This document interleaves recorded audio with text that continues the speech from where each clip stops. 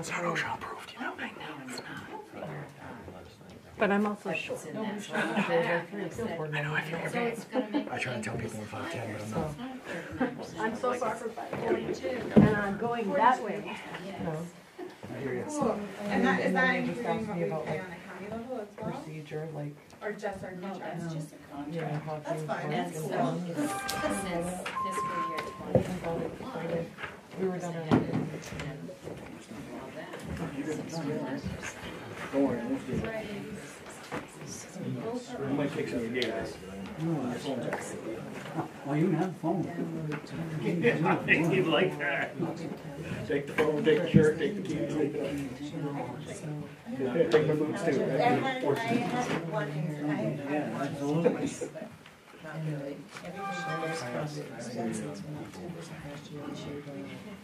I don't, we don't have it. Right there. Yeah, something like that. You didn't leave your room to walk behind you, talk to her, by the way. You're crowded, you're pretty tight. Me? Don't do that, because I can't drive that. I have somebody else trying to pull out and I have a tough one for me. So you're getting taken out. I am not a good driver, I Scott. wish I had known that because I brought my wife's car. How long are you gonna be here? I brought my truck. So I didn't even get bed on it. Walking down the side. And it's over, because all they have is general fund and their jail. So if they doesn't have some admin, but We have a separate line that revenue. Huh? I had to get out of the car. Somebody will walk into me. I'll leave you out there. I'll still be out there when you leave. That's good. My driveway's a couple dry spots. So. I'll come with you. Yeah. I mean, It's okay. you should be able to. You must run in front of you. Yes. I don't have any duck. Hello, everybody. Welcome to Wednesday, March 6th, 2024 at 6 p.m. Select Board regular meeting for the town of Bethel. We have a quorum present. Everyone is here. As always, we will start with the flag salute. I pledge allegiance to the flag of the United States of America and to the republic for which it stands, one nation, under God, indivisible, with liberty and justice for all. Thank you. So the next part will be public comment. This is an opportunity for anybody to make a comment before we start. If you'd prefer to speak at a specific item that's on the agenda, I can also just put you down for that time. You can speak before that item comes up, so it resonates a little bit more. Anybody want to say anything? No? Okay. Moving on along. Adjustments to the agenda. We do have a couple adjustments to the agenda that was posted. First, I would like to add 10M, discussion and action to accept the resignation of Amy Hanscom as finance officer. So moved. Any discussion? I'll second it. Oh. Any discussion? Okay. All those in favor of adding? Great. M is now on the agenda. Then we'll have 10N, a discussion and action to approve a full-time position titled Finance Assistant to include 2 part-time positions for the Assessing and Planning Assistants, Payroll, Human Resources, and Sewer Billing. So moved. Second. Any discussion on this? All right. We'll vote. All those in favor? Great. N is added. And lastly, 10O, discussion and action to waive the bid process to have Damon Mechanical replace Headworks exhaust fan at the sewer plant and approve the bid for $15,170 from ARPA funds. So moved. Second. Any discussion? All those in favor? Great. We will add O to that as well. Next up is public hearings. 5A is liquor license renewal application for Kevin McAllister doing business as Butcher Burger located at 188 Main Street.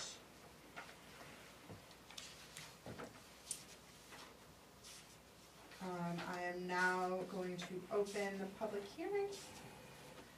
Anybody have any comments? Hearing none, I'll close the public hearing. And move on to action in the minutes. Everyone have a copy of the minutes?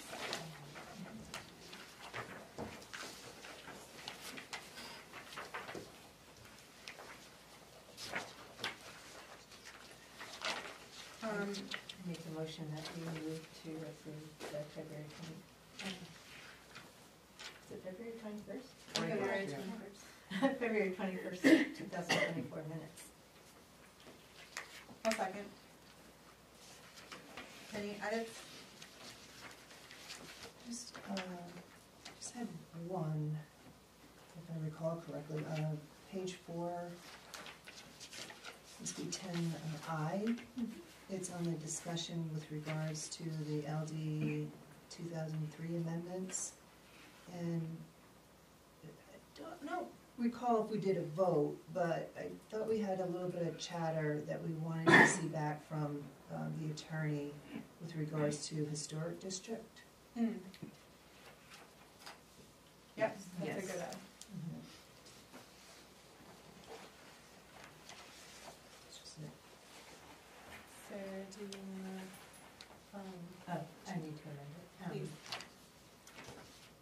So I make a motion to approve the February 21st, 2024 minutes with the amendment that you want to hear back about the historic district in 10I. Can't remember who seconded it. You did. I did? Ah, perfect. I second that.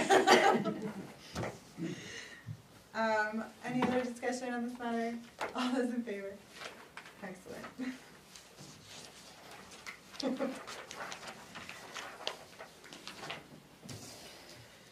Alright.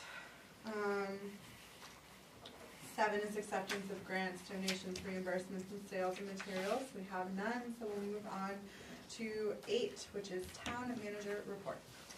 Sure, tonight, I've given you a copy of the February Oxford County Sheriff's Daily Log, the February financial reports, including excise, revenue, expense, and capital for February. A copy of the MMA risk management letter defining flood exclusions for the sewer plant, and also information that the town will need to update its ordinance, section 5-47, regarding the sale or disposition of tax or sewer acquired properties to reflect the new sale of foreclosed properties law that requires municipalities to give 90-day notice prior to listing a property for sale to the former owner. Attorney Lewis will review the town's existing ordinance and suggest any edits. And I've given you a copy of the notice of decision for the appeals board meeting on February 27th. Thank you.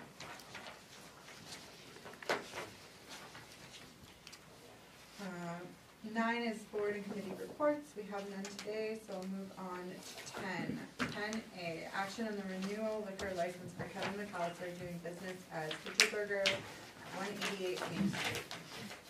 And we did get an update for the top cover sheet.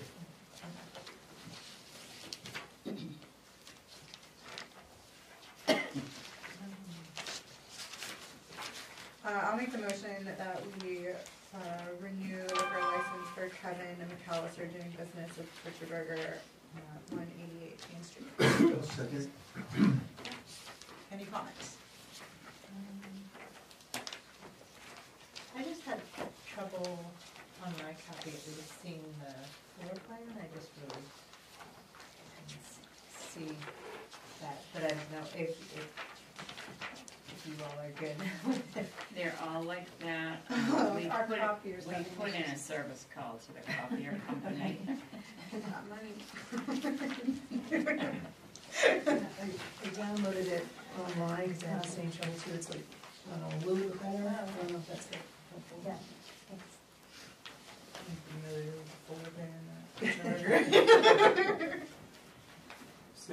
application online? It should be, yes. Yes. Really? Yep, Yes. it's a public hearing, so. So when I do the agenda, the agenda and the public hearing agendas, I post those on our town website. So anybody can look there for it as well. I think we had, at one point, had a conversation about like redacting some of the private information. Yeah, that's why I didn't Yes. touch on that piece, because I thought, oh, that's why it wasn't there. One day. I would suggest we do that. Yeah. No, yeah.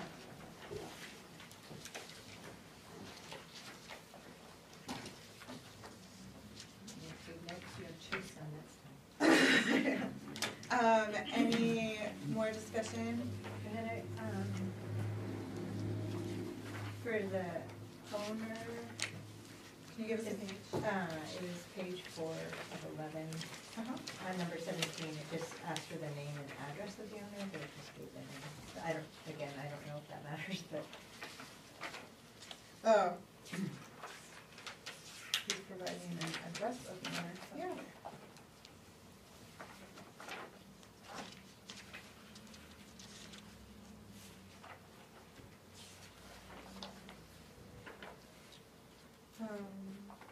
wait. It says if yes, provide.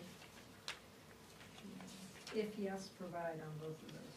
And he checked no. Oh. Oh, because this is the owner of the building, so it's who he's renting from?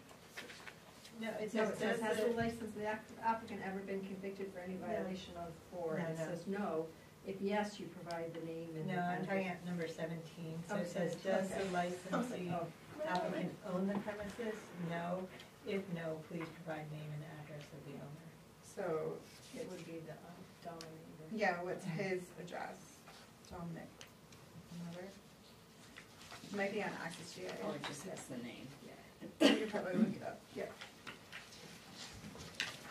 Good catch, Sarah. No, it's great.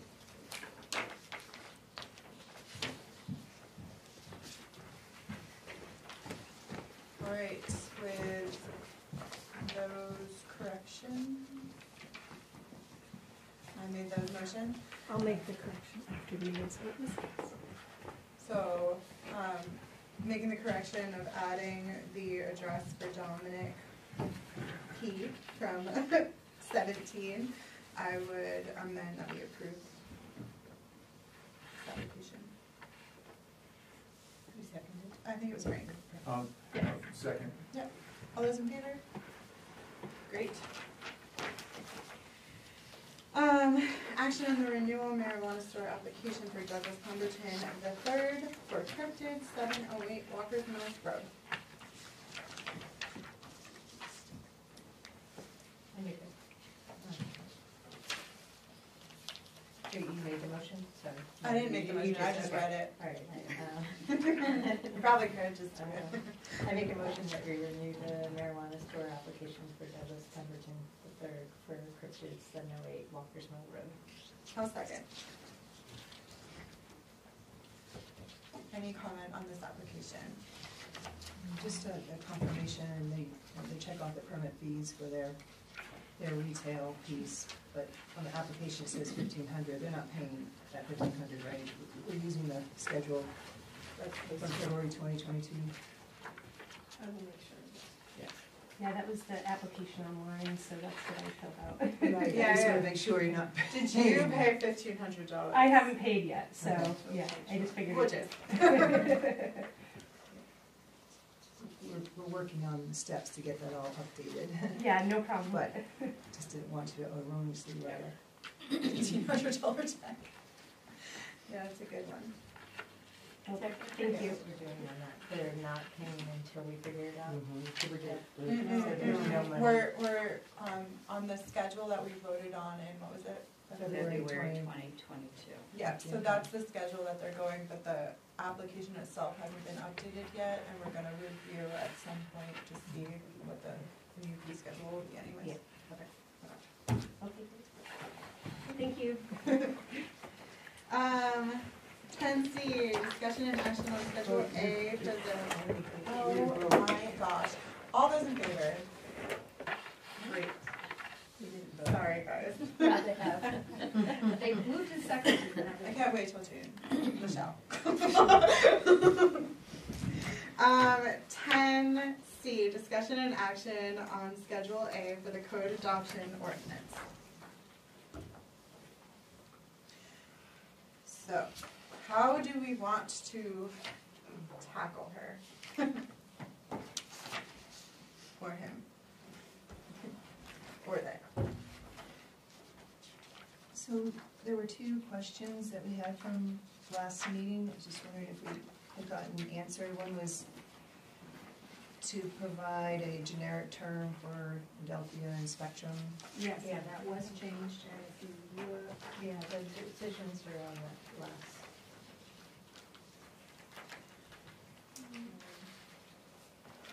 They made it cable, TV, internet providers.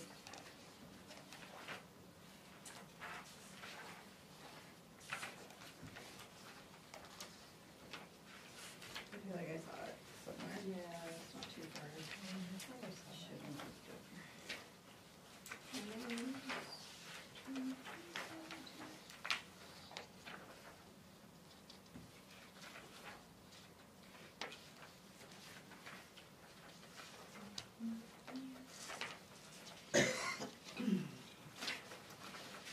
We wanted to find it.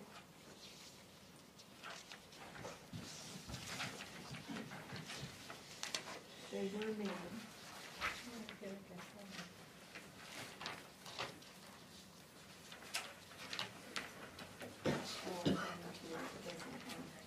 Well, we lost.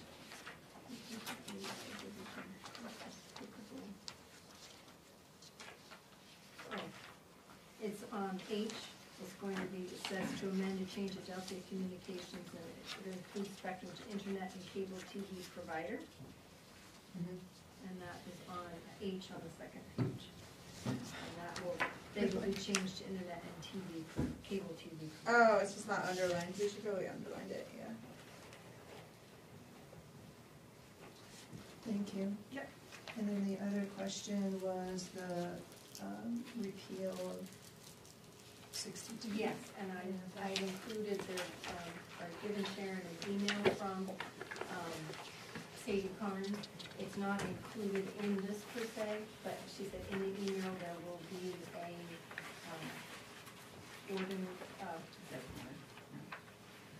no, it was the email. I thought I put it in front of it. This is the single use.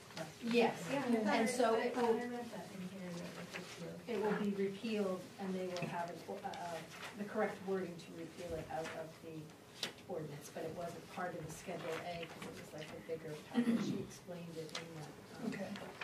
But it will be taken care of and will be part of, similar to the warrant article they're gonna create, so that you can adopt the codification changes. All That will kind of be part of it. The repeal will be part of that versus part of Schedule A, which was specific changes. So they're looking at it separately then? Yes. Okay, thank you. So it will be there, it will be a separate article along the lines of the warrant article. Yeah. It will be part of the warrant article to repeal that chapter 60. Okay, thank you. Do we want to take any action on the Schedule A for the code adoption ordinance? So you need to approve that so that it can go to public hearing. That was the action I was aiming for. So I will move to place, I will move to place Schedule A for the code adoption ordinance of our codification project to advance to the next step on the, towards the town meeting path. I will Public second. hearing next. And it will be public hearing next. Thank you. I'll second that. And can I ask a question on page A7? They changed the dollar amount on section C1, and I don't, how did they get to do that? They didn't, Michelle and I did in our reviewing of the fees. Okay. they highlighted fees that they wondered because it had been so long since they updated if they were current to the world. Okay, I just didn't, I didn't know where that. And I took a look at other towns in the area to see what they were charging. And most everything was, $20, $25 just because, Oh, no, that's fine, I just wanted to make sure that they had authorization to do that. Yeah, no, Michelle and I went Yeah, those were part of the questions. Anything that was a fee related essentially came out of the codification and will be reviewed on a fee schedule by the selectmen. But things such as violation penalties, those are code related, and many of them were dictated by state statute, so it was very easy, but where the ones were more subjective, Jessica did homework on them. And Right, because they're not in our code, they're not in our fee schedule. Right, exactly. Back to Michelle's question about the chapter 62, I did find the email that Sadie sent me. Where is it here? The question about repealing it was asked in the editorial and legal analysis. I will create when I create a preliminary draft, you will note that this chapter no longer exists in the code review version of the town code. Repeals of the entire ordinances are provided in the code adoption ordinance, but not in Schedule A. Put more simply, the code adoption ordinance will readopt the town's code in its entirety, including the repeal of ordinances or the saving of ordinances from repeal if necessary. Schedule A lists the details of specific text changes and is considered to be an attachment to the code adoption ordinance. So it will be part of that. Thank you. Oh yeah, and I noticed Jess started that list of identifying the fees that were coming out, that's on the last page. Yeah, thank you. Yeah, that was cool. There was another page that was hard to read. I don't know, let's see. It's the page after Schedule 815. Did it seem like she was asking questions, or does that need to be? I didn't even recognize this as a page that had writing on it. I know. But it says, it says C is slightly confusing to me and attempt to rewrite it as follows. Is that something we need to firm up, or? Was it, I think these are the notes. Yeah, I think these came from Ordinance Review Committee in regards to LD 2003. This is what Jim gave us at the last meeting. Yeah, for 2000, for the next piece, right? LD. Okay.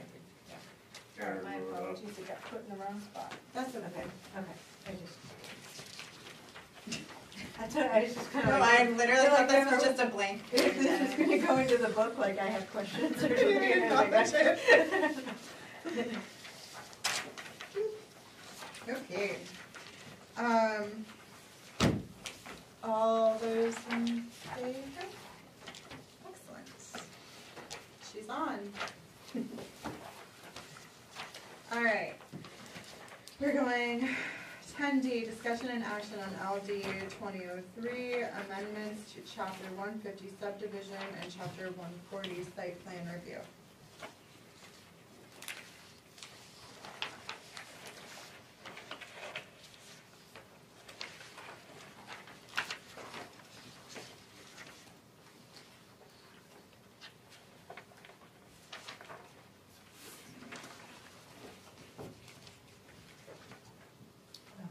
This is 150.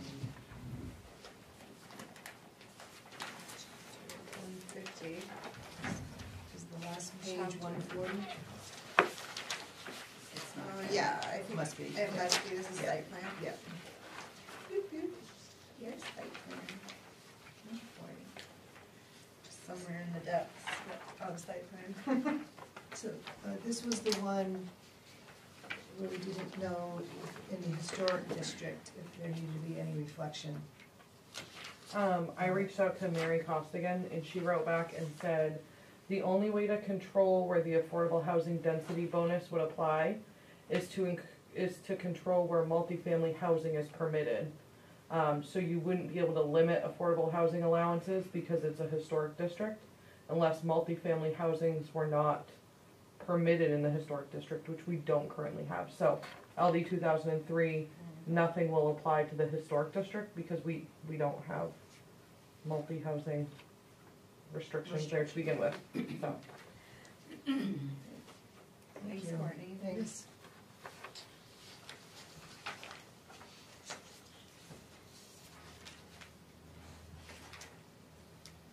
I'll make a motion that we add LD 2003 amendments to chapter 150 subdivision and chapter 140 site plan review to the public hearing schedule.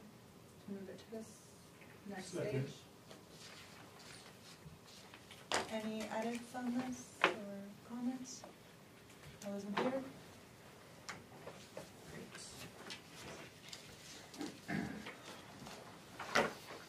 Alright. 10E, discussion and action to award the bid for the Mill Hill Pump Station and Route 2 sewer main improvements. Scott, did you want to comment on this at all before we start? Not me. I'm sorry guys, Thank I have not eaten today I have no and I'm like a comment. disaster. So in front I of was you, like, maybe. I received from John Sikora, who is one of the engineers, the information that he sent on the three contractors, their bid tabs, and his letter of recommendation. And he's recommending that you award the bid to the low bidder, who is Douglas W. Jones, in the amount of $1,337,075. Okay.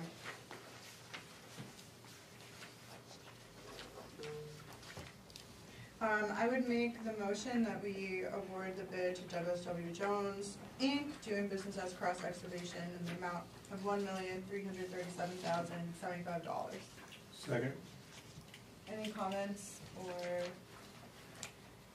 Just, was there any thoughts coming out from the engineers as they review the bid? I mean, there's some pieces here that are not even close to each other. Like, Yeah, I was mean, wondering that too, like. there was, I mean, for the pump station itself, and then there was the dewatering piece. I mean, Saw that too. the lowest bid had 100,000 and the most expensive had 4,500. I just didn't know if the engineers offered any opinion as far as some of the What's the variation? details. Some of them were had a lot of variation. No, he did not. Okay. Yeah, that just seemed like crazy different numbers, like to go from $100,000 to, what was it, 4,500 or? Yeah. And Sometimes if it's like if you have to sub it out, it can be more expensive. If you have a really good relationship with your sub, then maybe your price isn't so high. it That's seems the only like thing I that's, can think of. Really different. It's the world we live in. This is the first time since I've been joined the board that we've like looked at bids, because everything's different. So I was just wondering, like, who sets the quantity that's needed for everything? The Because engineer. that's the same. It's the engineering company All right. that was hired to do Okay. this. All right, I see. They like figure out the plan, and then the Mhm. bid has like, here's the plan. You have to give us what all of these particular costs are. It's like an application. The bid proposal package was this thick, that they put together, and then they sent all the maps, and we had that here. We still have that here. And this in particular, this is the bid process for, because we have USDA grant and Yes. such. So the stringencies as far as the bid process is probably a little more stringent, right? It is. They have to go by specific guides, and you'll notice in his cover letter too that he states that this is also pending USDA or rural development approval after you accept it. And then he sent I think I put a copy of the draft letter that I'll be sending to Cross Excavation. And this, okay.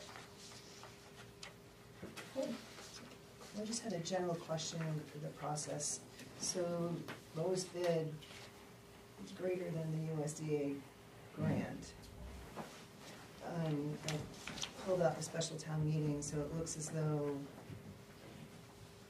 the town authorized getting treasury notes. So is that how the balance will be, how is that all gonna work? I guess? So there is enough money in the grant and the loan that we received to cover this. Okay. The additional is the extra work that we will not be able to complete, that's not part of this big bid package.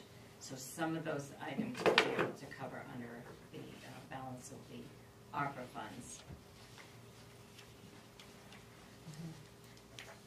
So will debt service start when you take the first draw, or has it already started, or? We actually have, we haven't drawn down any of the money yet, but it will start then, but we have actually used some of the money.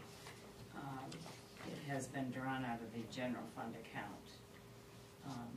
But once this is approved and we have to start, then the money that we've taken out of the general fund to pay for that will come out of the drawdown.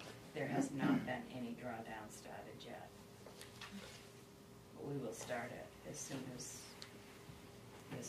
this is ready.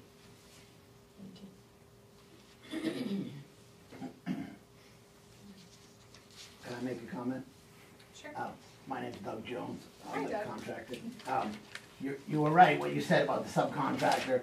That particular dewatering item, the plan is to dig down to about 15 feet where we're gonna find ledge, according to the test borings.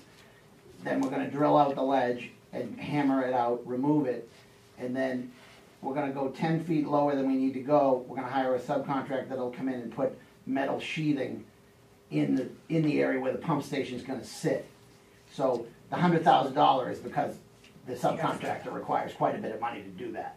Yeah. And my personal feeling is, the contractor who bid $4,500 didn't understand that they're gonna need to do that. And I think local knowledge, I had a couple of older guys come to me and say, watch out for that area, it's really wet, you're gonna need to sheathe it. And so we took that under advisement, and that's why we set the bid up like we did. Thanks, Doug. Thank you. Thank you. That's a good question. Yes, Doug. Go talk to him over there. The metal's gonna rot away again. The what? The metal's gonna rot away again. Mhm. We all know this wet area. Yeah. Can it be done like with a fiberglass or something reinforced other than metal that might last? Are you talking about the station itself? No, The sheathing? The sheathing's gonna come out. I think we'll take it out when we're done. After we set the station, I think the plan is to take it right out. Because there'll be big metal sheets that'll stick way out of the ground. Yeah, And okay. once we get them in, get everything set up, we'll pull the sheets. That makes Or the sense. subcontractor will pull the sheets. So, it's the same guy. If anybody remembers the job we did on Vernon Street, I'm gonna say the it same was a thing you did really, on Vernon, that's right? exactly, we're using Fleming again, and they're the ones who did Vernon Street for Yeah. us. It was, I don't know how many years ago, quite a 12 years ago maybe, or 11. So it's the same principle, a really deep hole that you're worried about cave-ins and everything else. You can't put men and equipment in there, and so you sheathe it, make it OSHA safe, and then you can do your job, then you pull the sheets. So that's the plan. Okay. Where are we at, vote? Anybody have any other comments? All those in favor of approving it? Great. Let's go. Thank you. No, actually, you have a little while. Yeah. 10F, discussion and action on half story definition recommended by ORC. Jim, do you want to introduce this little baby? We don't have we have a definition for story, but we don't have a half-story definition. And we need something. Can I go into more detail? Do you guys need more detail? I don't need to go into more detail. No, I'm asking the board. Do we want to know? Basically really simple. We don't have a definition. We talked about it. We need a definition. Okay. And it was put in from the planning board to give a definition for the half-story. Right. Yep, that's where it over to you. And why do we need a definition of half-story when we have 35 feet being the maximum height? Does it make a difference, why does it make a difference to have, if it's a half-story or a full story? Courtney, do you have any opinion I have an opinion. on that? Give me here.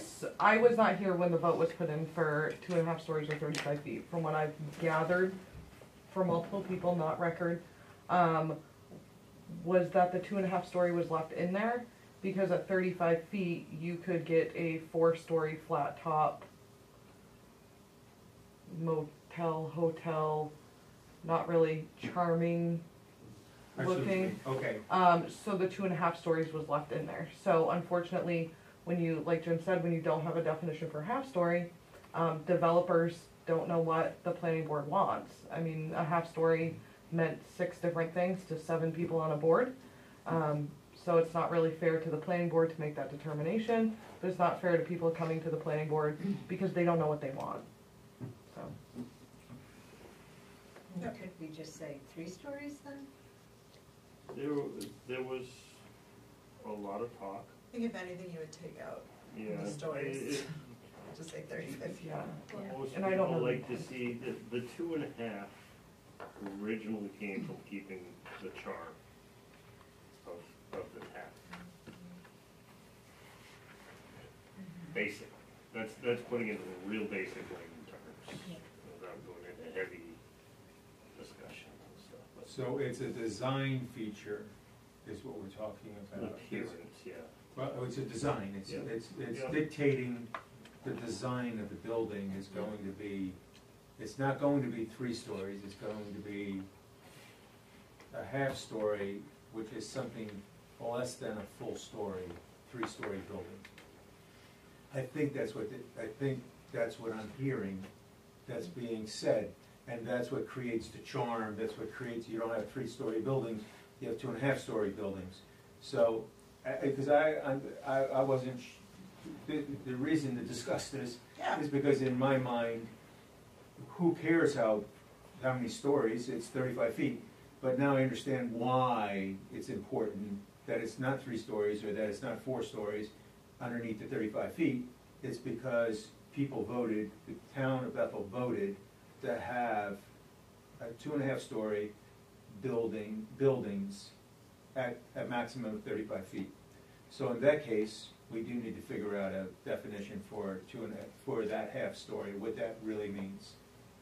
So what are we're discussing to move forward on writing the definition? So the definition has been written for us. The next phase of this, but it would be going to a public hearing. No, So we would did we get that definition? Because Right here. Right Yeah, there. this it's doesn't, in red. In red. Half-story portion of a building between the top floor and sloping roof with at least 2 opposite exterior walls, meaning the sloping roof not over 3 feet above such floor level. which means that the wall, the knee wall is 3 feet. Yep. That's the definition, Right, okay, right. very good, okay. And so how much, well, I guess it depends on the size of the building, but how much, like, livable space do you end up? Like, I mean, it seems silly. I don't to think it's also, supposed like, to be like livable It's, at all. no, it's because that's not, It's like dormer. that's not what I'm hearing, is what the town wanted. The town wanted, Yeah, just that, it didn't talk about, the town's not, their interest wasn't how big it was. It was how tall it was and what it looked like at the end. So this takes care of that. In my opinion, it's very simple, Yeah. very, very simple. It's no wonder I couldn't find it, it's 1 sentence. It's a little Um, peculiar. But I think it solves the problem. Yeah, I I think do. it solves the problem, I think we're there. But And this limits residential homes too. This gives a definition of what Can I- 2.5 stories is. This is in the does site not- plan. Yeah. Michelle. Yep, this is in the site plan, and site plan is commercial. You did it. That's true. So I just have a question. There's several definitions of a half story. So can you just kind of, did you pick one? Is this an amalgamation of several? No, we went through Maybe. extensive amount of, we looked at Webster, we looked at all kinds of places, and they all Very. they varied in some form. This is from American Legal. It's the same one from two different legal Yeah. sites, and I sent it to Mary Costigan, just so she would confirm that it is a legal definition, and she wrote back and she said, yes, this is perfect. So, but yes, Jim had the two different legal citations where they came from, so I was able to go on and check that, and they were the same. I There's just towns couldn't in remember the Ohio name of that that. are using it and stuff. We're not gonna come up with our, If I was a developer, I would probably would like 4 foot versus 3 foot. That's just me thinking as a developer. But, you know, whatever the, Yeah, so that's what I was gonna ask. I mean, has the fire chief reviewed it? I mean, It's more of a. and, yeah, to me. and also, you know, just get a contractor or a developer, just, you know, just to get everybody's point of view involved in the process. we did, I asked around on a nonchalant, because we were talking about whether we just get rid of it or what, and some people didn't care. People that cared, the more of them wanted to see it stay. When I asked Chief, he's the one who brought up a good point that we weren't even thinking that, we already knew that you could put 4 floors on 35 foot. But if somebody wanted to go and do a multifamily and Airbnb it, you could end up with 30 people per floor, and the next thing you know, you got a lot of people in one little building. And that, I'm going off track, but the height, 4 floors is an 8-foot ceiling. Yes, you can do it in a 6-inch wall, or 6-inch floor, but that's tight. And So- if you start going into a 10, you're in that 3, and it just basically came down to the cosmetics of what people see on the outside. Because we don't care what goes on the inside, in theory. Did the fire chief offer his review of it? I honestly don't remember. Yeah. So Mike wasn't able to come tonight, he was going to come, but what he did offer when he came in and talked about this, what he said was he didn't feel that the half-story definition was going to solve the problem. What is the problem? What does he define as the problem? Yeah. From what I understand, it's having to provide that fire coverage in that extra floor. I thought, Oh, here we go again. No, I'm not gonna speak out of term, but And maybe you wanna wait until he's able to come I mean, next meeting, or I do think that's technically what our hearing is for people to voice their opinions on things. Well, I mean, like, Chief Chaudhry said that his equipment could do the 35 feet. right. So what does that have to do with 2.5 stories as long as it's 35 feet? As far as the fire department goes. Because for interior, they have to go up 2 floors instead of 1. I don't understand. It's like a little more They have to go up, they have to logistically. go up anyway. yeah, Just- we go off It's anyway. If 35 feet, and that's what he said his equipment would handle. So as far as the stories go, I don't understand that he's saying that that's not gonna solve the problem. Well, let him speak for himself when he wants to come. I think that would probably be We safer. can do that, we can at least get the public hearing scheduled, because we have to have we have to have 2 notices in the paper for this public hearing, so, If we can do that, then we can move forward and he can come to the public hearing. Yeah. Sounds like a Yeah. good, I think that that, sounds yeah, like a I good think way that's to really fair. Did we make a motion to approve it? No. Okay. So, is there also, I mean, continue with the scheduling, but there may be an opportunity for him to go to a meeting, and if there's any changes, have that for the public hearing? Or, It has to Well, come the to us public hearing is first. set for April first at this point, for what you're discussing this evening. So we would put it in the two papers before that, so it would be getting close, because our next meeting's not till the 21st. I think that's the date. And so that's not gonna leave us, I'm not sure with the Bethel Citizen, that's gonna leave us enough time to get those 14 and 7-day notices in advance, because these are dealing with site plan and, issues. So that's where we're bumping up against for this particular one. because if we have the public hearing and there is substantial changes, we'll have to have another public hearing. Right. So I guess we can go down that road. May or may Yeah. not make Yeah. the June, depending on how much conversation there is. Yeah, as long as We're ready for we're that. ready for that, Yeah. that works. Okay. Okay, so I'll make the motion that we approve the half-story definition recommended by the ordinance review committee and send it to a public hearing. Second.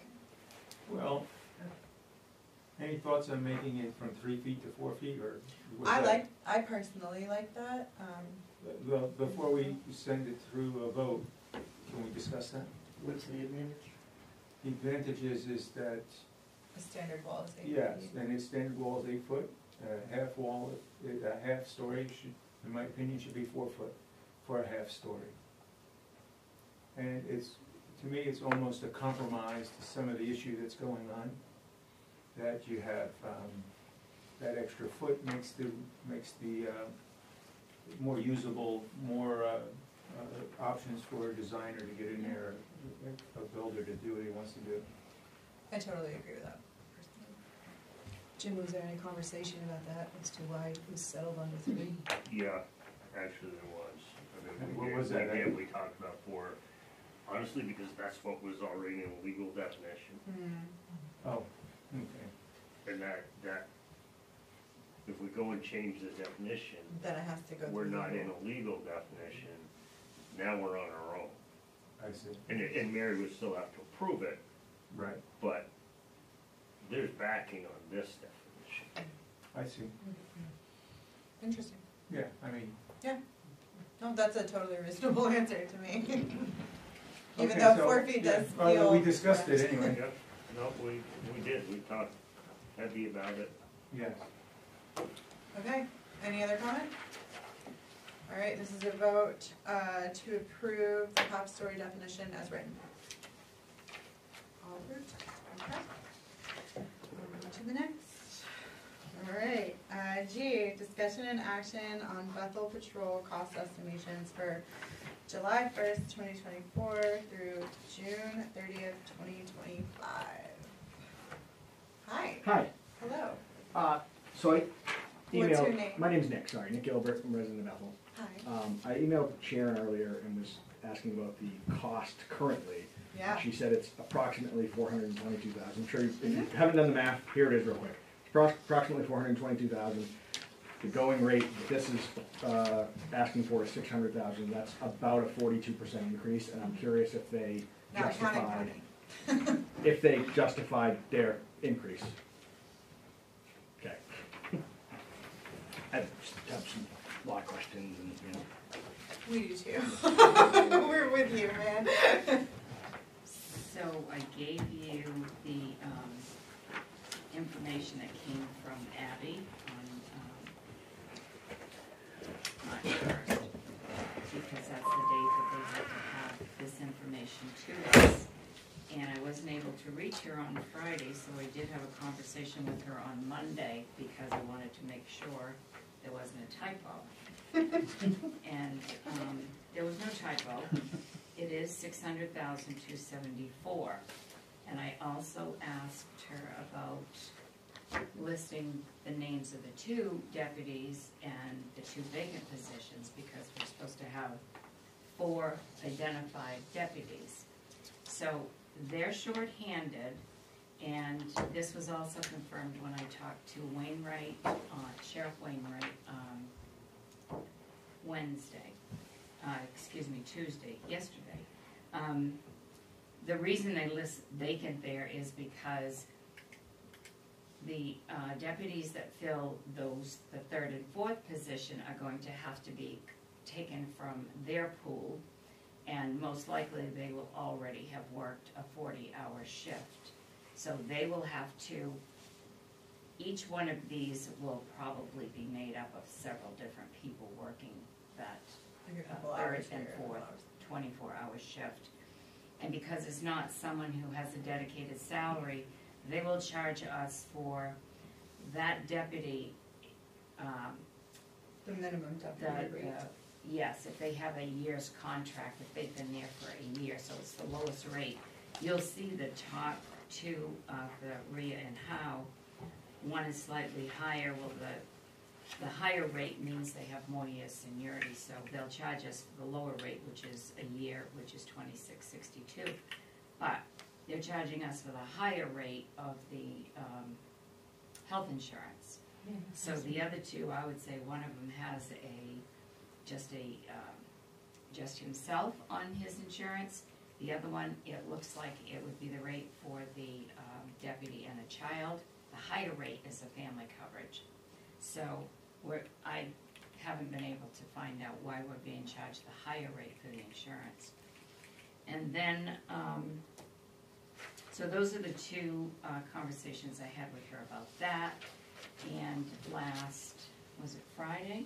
Yes, it was Friday. David Duguay, Commissioner, came in. I heard his voice, so I went out and I asked him. Yes, he had a minute. And he did come in and talk to me, because I've been trying to get meetings with Sheriff Wainwright and with the commissioners unsuccessfully. So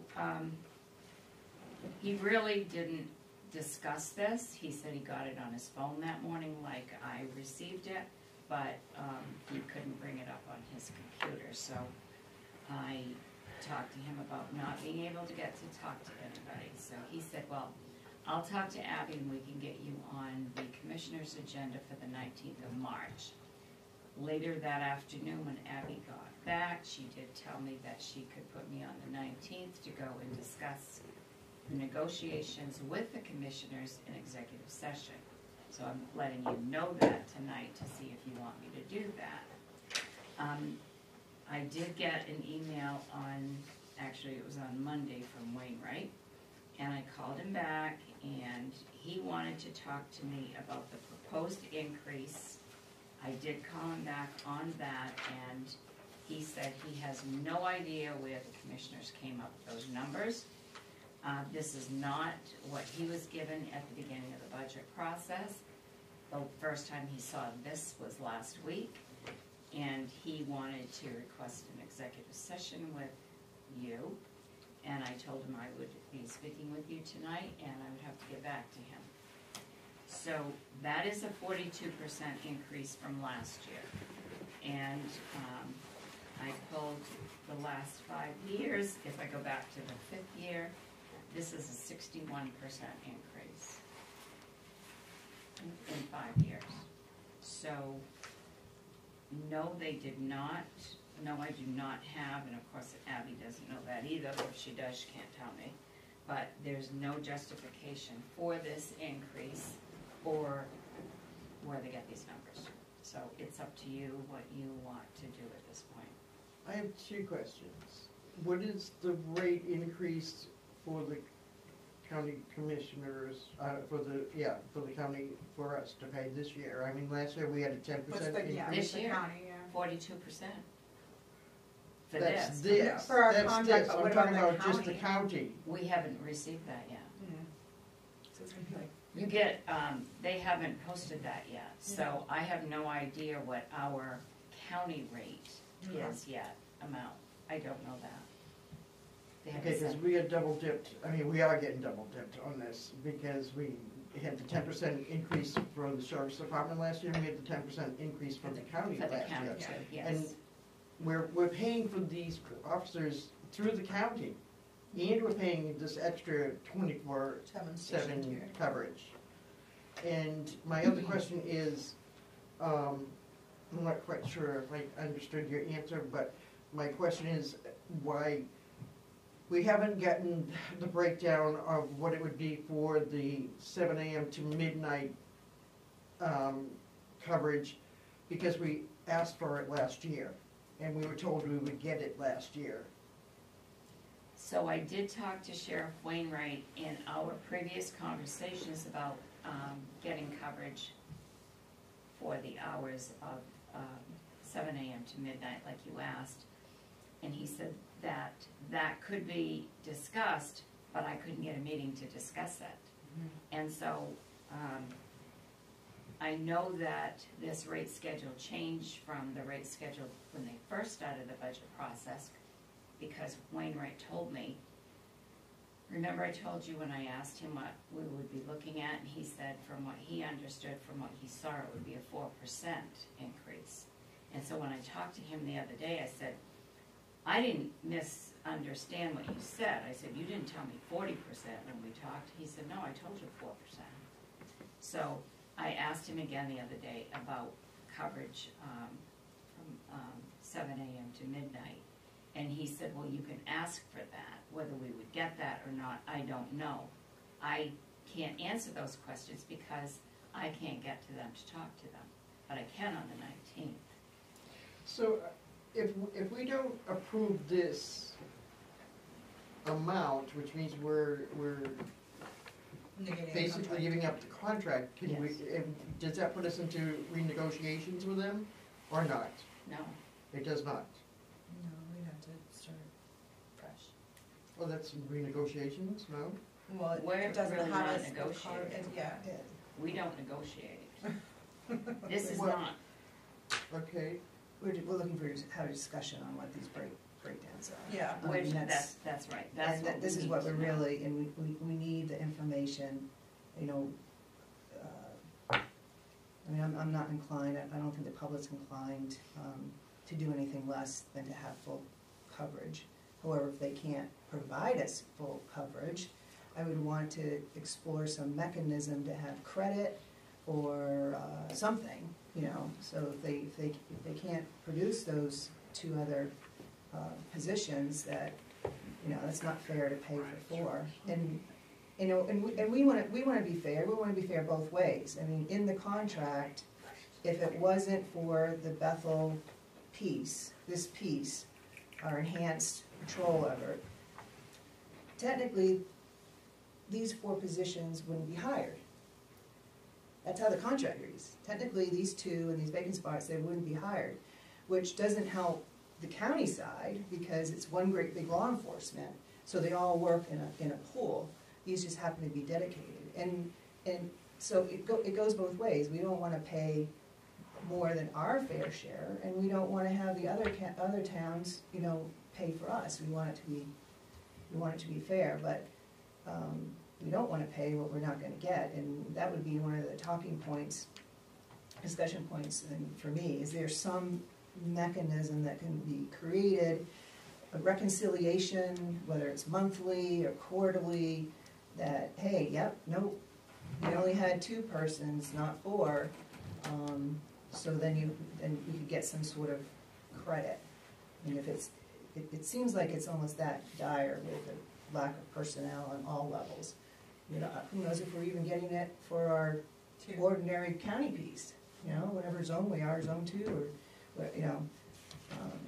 The other thing that Sheriff Wainwright pointed out was, he said, that administration fee, he said, he doesn't know why they're charging us that, because he said, basically, they're charging us that to send out our monthly bills. And it says very specifically in our contract that we shouldn't get an admin fee, I'm pretty Yeah, sure. there's certain fees, I mean, that's why it's important to us, I believe, that we have the breakdown of the non-personnel costs. We finally were able to have a dialogue with now deceased county administrator last spring, which is the first time we ever saw breakdowns, I believe, for years. And there was movement with our discussions. They actually, you know, we read the contract, they read the contract. Yes, you're right. You know, office supplies doesn't go in. I mean, we're fortunate they have a hub down here, so that's great.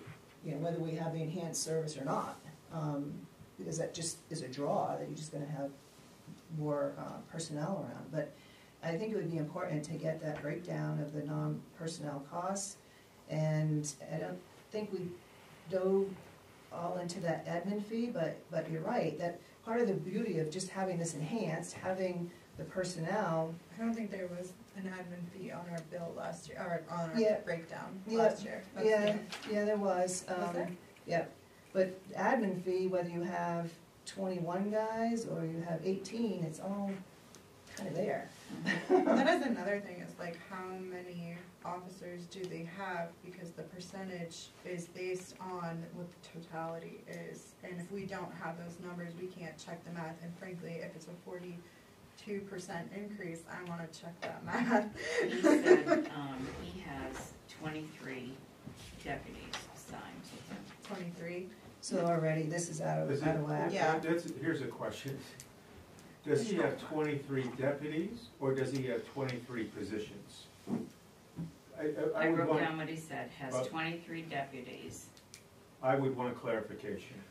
So what, Yes. Yeah, we need the clarification, I mean, we can't say I anything. believe he has 23 positions, You're talking about office people too? no, oh, patrol people.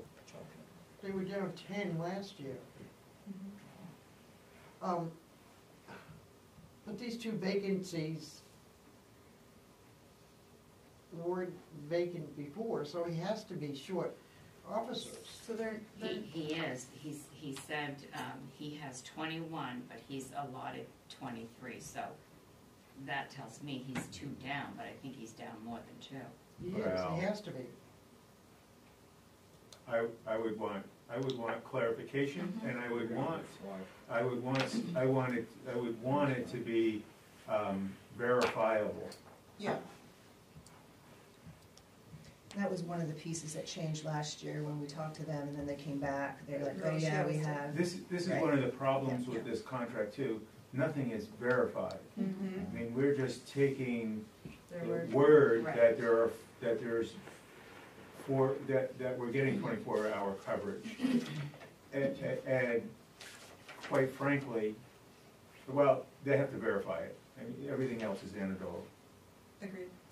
And the reason that I keep on insisting on getting the difference in the hours is because we're averaging 7 calls from midnight to 7 a.m.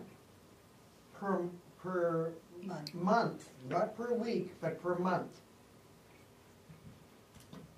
That doesn't justify this kind of money for us to be paying for officers for 24/7 coverage. If we're only getting on an average of 7 calls per month after midnight, Yeah, you just fall back to counting. and the public doesn't realize that.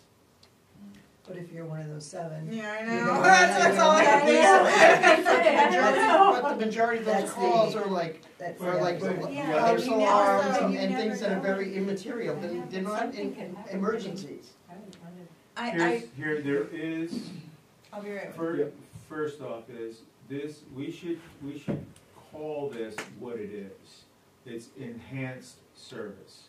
So enhancement means we already have a basic service, Mm-hmm. and we're contracting for an enhanced service Mhm. that is over and above Right.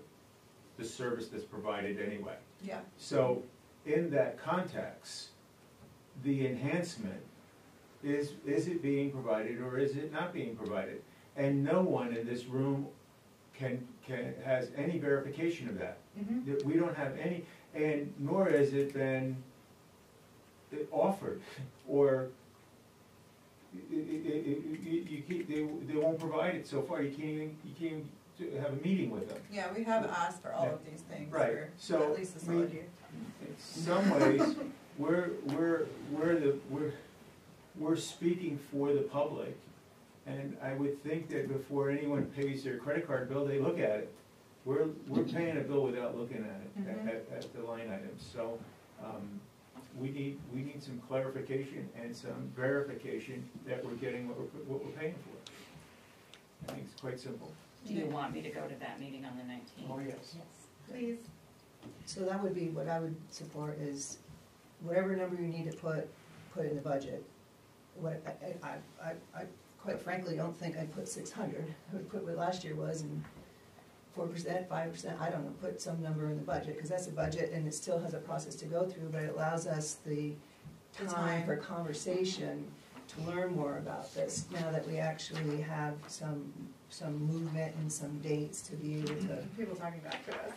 And to give you the green light to have these conversations with them. Okay. I mean, on March 19th, I prefer that it was not an executive session.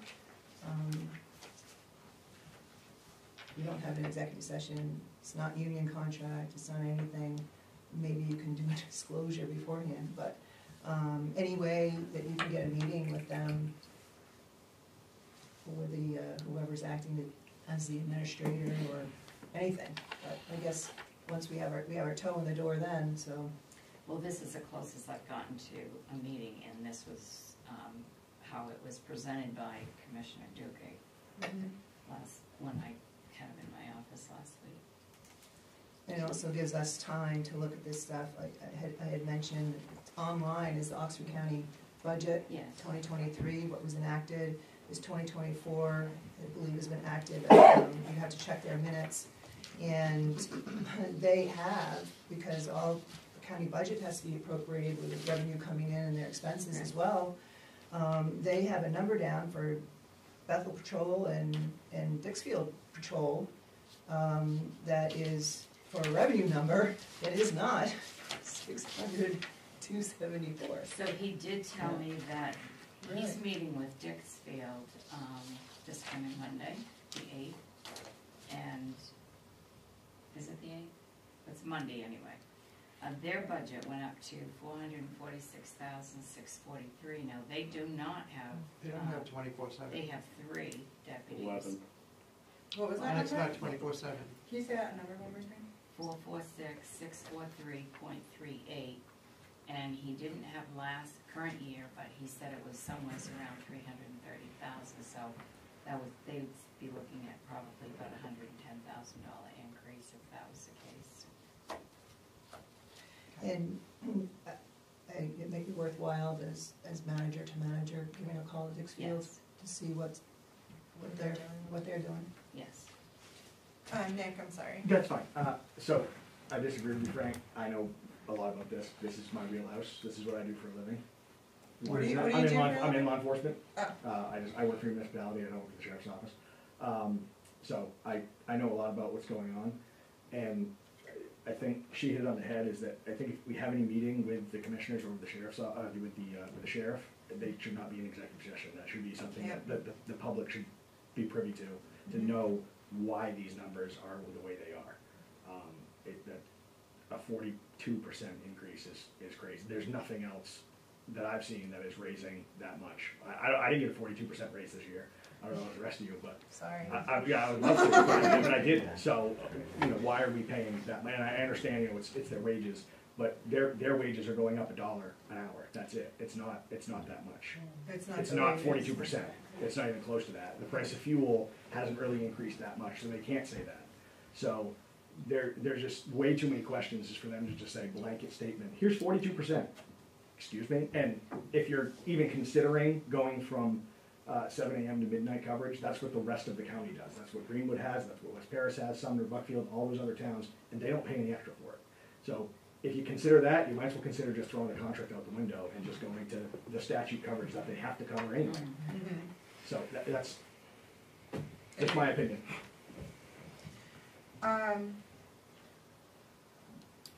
Yeah. So do we want to make any decisions about meeting with Wainwright? Or after? Well, it won't be with him. Cause he asked you, It's one- wasn't there two? Right, he wants to meet with you in executive session. I told him I would ask that. So there's two things. He wants to meet with you, and and then Doogie said that I can go and meet with the commissioners on the 19th. So it is the commissioners who put this together. It's not Wainwright. So he really is the person that I should be speaking with. I mean, the commissioners are the ones who I should be Well, speaking I'm just with. interested in what he has to say. Well, he can meet with you. Yeah. Oh. I can meet with Sharon. It is true though, it should be a public hearing, it should not be.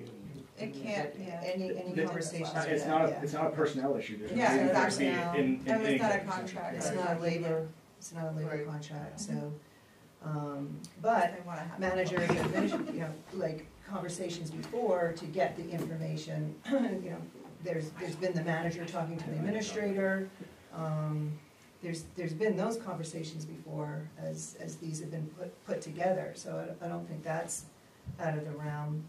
And whatever meetings you can get and information you can get, I would support. But Okay, well, I've written down everything that you want asked. I'll do that, and I will let Abby know tomorrow that I will come on the 19th, and I can request that I would prefer it to be an open session. It's not my meeting, so it's their choice. Well, maybe you should say that along with the board, you and along with the board think that it should be an open session. Yeah. Because we do believe that.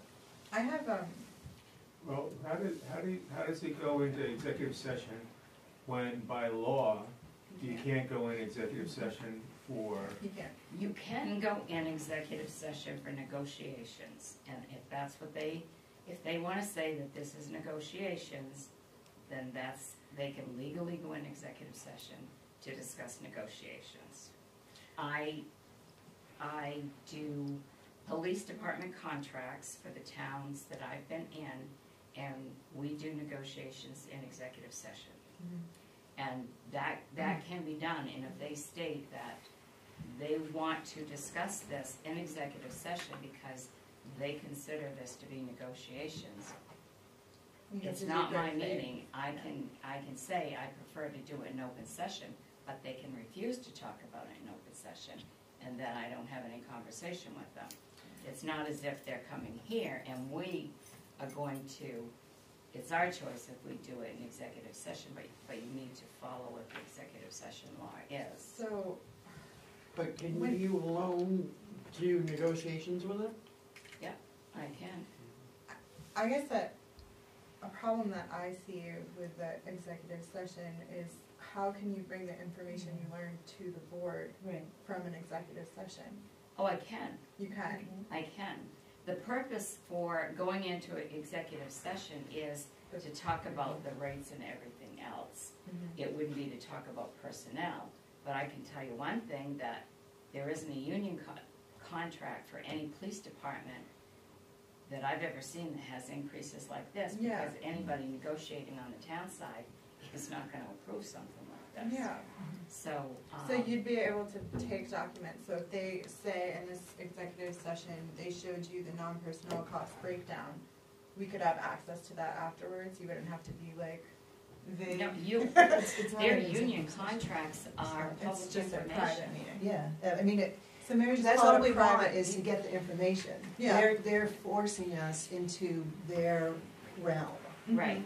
which is very, very unfortunate. We come, being fair and open and want to learn this information, and it should just be our manager, if we had wanted another person to go down and meet with the county administrator, and maybe one commissioner, and get the information. They came here and gave us the information.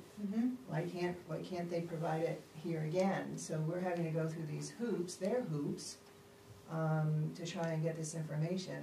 I think in the meantime, we still try to get this information. I mean, your toes in the door for March 19th, Yeah. to get the information, but we still keep trying ahead of time to get something.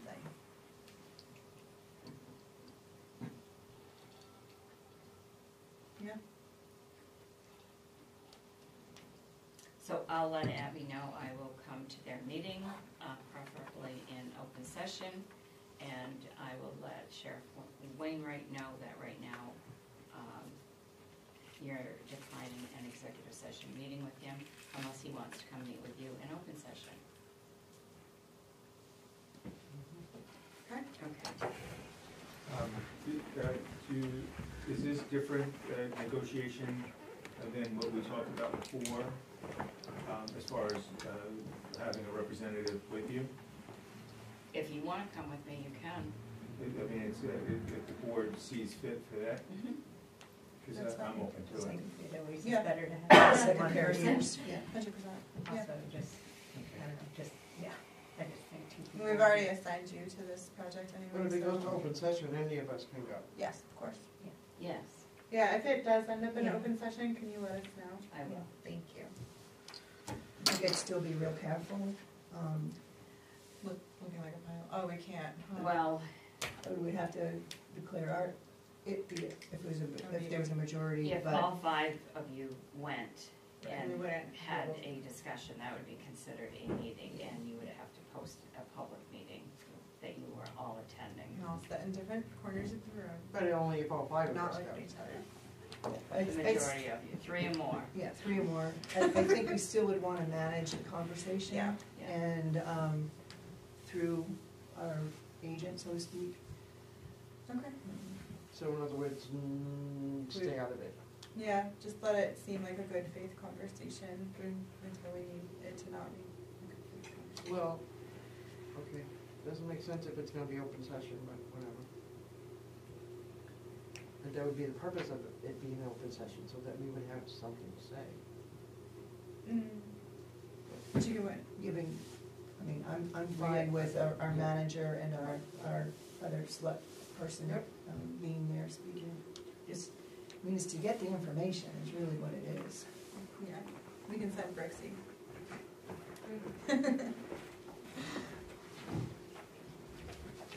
All right, thank you.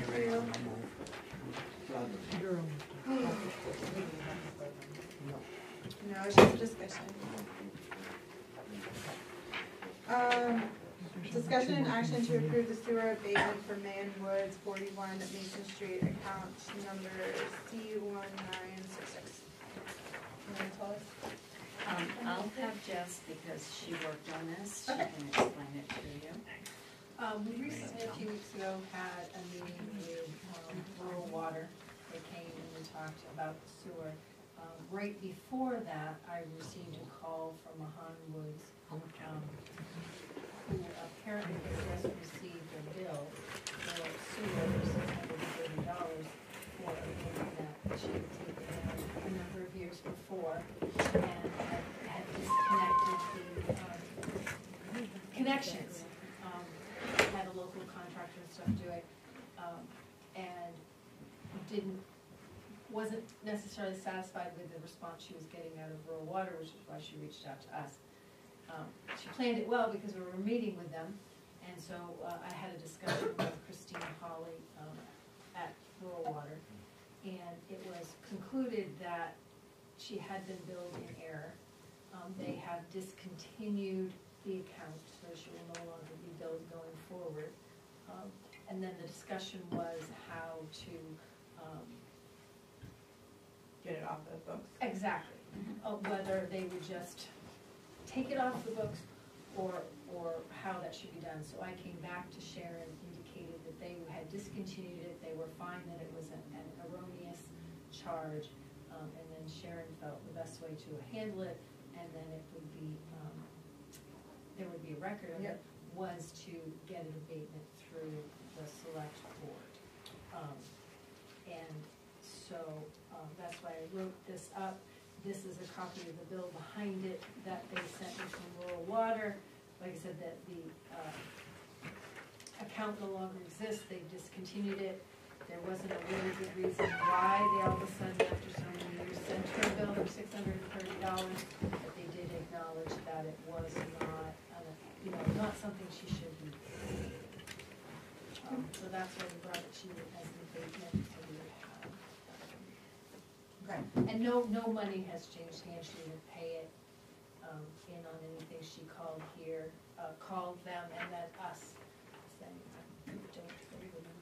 Okay, So can we make a motion? yes, So I'd like to make a motion that we approve the sewer abatement for Han Woods at 41 Mason Street. I'll second. Very good. Any discussion on this? So is it 630 or is it 630 plus 420? It is 630, and I had that discussion with them because their bills are very confusing. And I emailed her, and she said, no, it is the $630, and it's all that is owed. And that is all that needs to be dealt with, because I had that same question. But that's what, this is how they billed it and sent it to me. So it's the 420 and the 210 giving you the 630, and it is rather confusing. So, just for logistical standpoint, when we typically do an abatement, it's when someone's already paid and then they get a refund. Will they know not to bill us? You can pay something that has already been paid. Great. Well, that's all Oh. I've ever done is If it's already update been something that's paid. already Yeah. been paid. So if we don't do it, I'm just wondering, like, books wise, Yeah, are they gonna know not to return cash? Yes. Okay, cool. And why is My it face. that, why is it that the water district is not writing it off? What? If it's not been paid and they know it shouldn't be billed, why are they not writing it off? So this is the sewer. That's what we're, This is the sewer piece. Sewer. We don't do the water.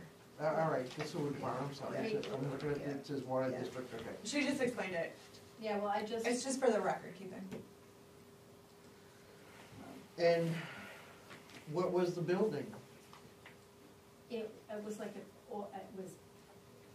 I'm not 100%, it seemed like it was a house. They had bought that lot, it was her boyfriend at the time, and he moved the building or moved the house elsewhere at the time. And now there's just a shed or something on it, it has no connection of water or sewer, Okay. anything. And she said she named the contractor to come in and do it, though she could produce a bill at the time, so it was 5 years ago. Right. But she said it's not connected, there's nothing there. She was not, and it was out of the blue that she got this $630 request to pay after that many years, so she was a little. So, I mean, it's moved now, but, I mean, they're charging her for 3 quarters, and they have a date of June 2023. We didn't start using main rural water until January of 20, so Yeah. that's like I don't know where they got some of these quarters. Yes, that was the question. But in theory, I mean, they got the accounts from us, so did we do and I guess it's closing moved out? now, did we do some some sort of reconciliation before we gave them the accounts? I mean, had to get this from somewhere. And I don't know that, I wasn't part of that, Yeah, or right, around when yes, that it's was. Like I said, it was just to clarify that she no longer had the accounts, which Maine Rural Water has done. They have discontinued, said it no longer exists, they will not be billing. And, you could handle it in a number of ways. When I talked with Sharon, she thought probably the best was to bring it forward here, rather than just sort of write it off and not have a record of it. And that was part of the issue when I had the conversation with Mahan, when they did what they did 5 years ago, because she said she did talk to the CEO at the time. She said she had talked to other people at the time, and she said there had to have been some record that I did this, because I talked to having this continued. I was not able to find any of that. I went back and looked at the map and lot folder we had in the CEO's office. It showed one building plan from the previous owner, didn't show anything, nothing had been, so I couldn't find a record internally. She was very adamant that she talked to all these people, that she'd gotten permission, she'd done these different things. So I did try to do some trail back to say, could I find where things had been disconnected, where that was, and I hadn't been able to do that in a very concrete sense. But you do have verification that it was disconnected. Yes, And there's there's no nothing water. there. But when was it taken off of there? we determined it was like 2018 or Okay. 19 that it was done. Interesting. So it's been a while. Like I said, she was very surprised to get a bill after all that amount of time. So, Any other questions? Ready to vote? All those in favor? 10I, discussion and action to accept the resignation of David Jones from the Conservation Commission effective 2/29/2024. Didn't we just put him on? No, No? it was like a year, sorry, I think it was like a year ago. Okay. Yeah, it was like last, it was right before Anne left on her trip. Okay. It was like February. I'll make a motion that we accept the resignation of David Jones for the Conservation Commission. I'll second. Second. There's someone more. Any discussion? Just curious, was there any reason, because Conservation Committee Yeah, we met just recently, just right? got We just full. had a meeting and That's- he came. Like I hadn't been able to reach him because Anne was away for 9 months Yeah. and he was the only other member. No, sorry, Nate Crooker was also on. And I couldn't get them to sort of respond to try to have a meeting. But then he came to this meeting. I think Anne really worked on trying to get everybody there and then he stayed for a while and then he said he was leaving and we were like, okay, I don't know. Not impressed. Well, thank you. There was no big fight or anything. It was nothing dramatic. You never know, man. All right, all those in favor for accepting his resignation? Perfect. We're going to 10J, discussion and action to waive the bid process for the repairs needed to the pathway from December storm and award the bid to Cross Excavation with terms not to exceed $80,000 so the work can begin as soon as possible. This time, do you want to tell Now me? I have to speak. Yeah. This is one of the pieces left that we have not been able to repair yet. It just seems now that the weather's changing, we're trying to get the pathway open back up. We need to get this hole closed up. We did meet with Cross back in early January, right after the storm. Yep. To look at it and see. We've spoken to the DEP. We've talked to code enforcement about what is required. We got a few more things but I'd like to be able to move forward and start working on getting this hole closed up. Now is kind of I don't want to say the ideal time, but now is like a good time to start addressing this problem. This is reimbursed from FEMA, you mentioned? It will be reimbursed from FEMA, yes, and we'll cover the money, where we're gonna get the money Later. in the agenda here, but it could be up to a year before we receive the reimbursement back from FEMA. And we have over $200,000 of work that we need to start actually now. And work that we've already paid for as well is included in that figure. So if we can get this work started now, then we can get whatever we need from DEP for approvals. We have to get DigSafe approvals. We do have an estimate that we can move forward with, and the job, we believe, can be started within the next couple of weeks. So I keep getting calls from Paul, and I mean, we don't want to wait until June to start this work, so, because it does need to be done. So that's why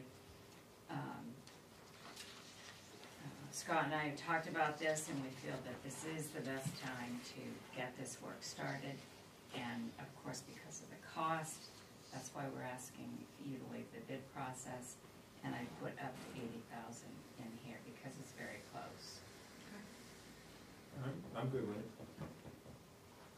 Make a motion. I make a motion that we approve, let me see, where are we? Jay. That we waive the bid process for the repairs needed on the pathway from the storm of December, and award the bid to Cross Excavation with the terms not to exceed $80,000. One second. We'll race every time. Any comment? Yeah? No, I'm ready to vote. Oh, all those in favor? We're rolling there. Good. Okay, discussion and action to schedule a special town meetings to appropriate money for December storm damages. So we either need to have a special town meeting to raise the money we need to do the repairs, or we're going to have to wait until June. My preference is to do it in a special town meeting, because I would much prefer to have the money appropriated and available before we spend it. The last meeting that, well, actually Scott was here when I had the last meeting with FEMA. We were doing his budget, and it could be up to a year. We still have another process to go through when they come here and they actually go on site and meet with the department heads and review all our paperwork. And so to date, we've spent approximately $64,000 that's been charged to the administration account to pay for salaries and wages for the crews that had to work overtime, and for some smaller repairs as well.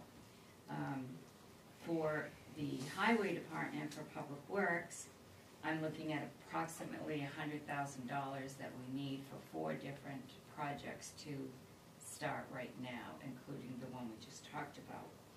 Toby wasn't able to be here.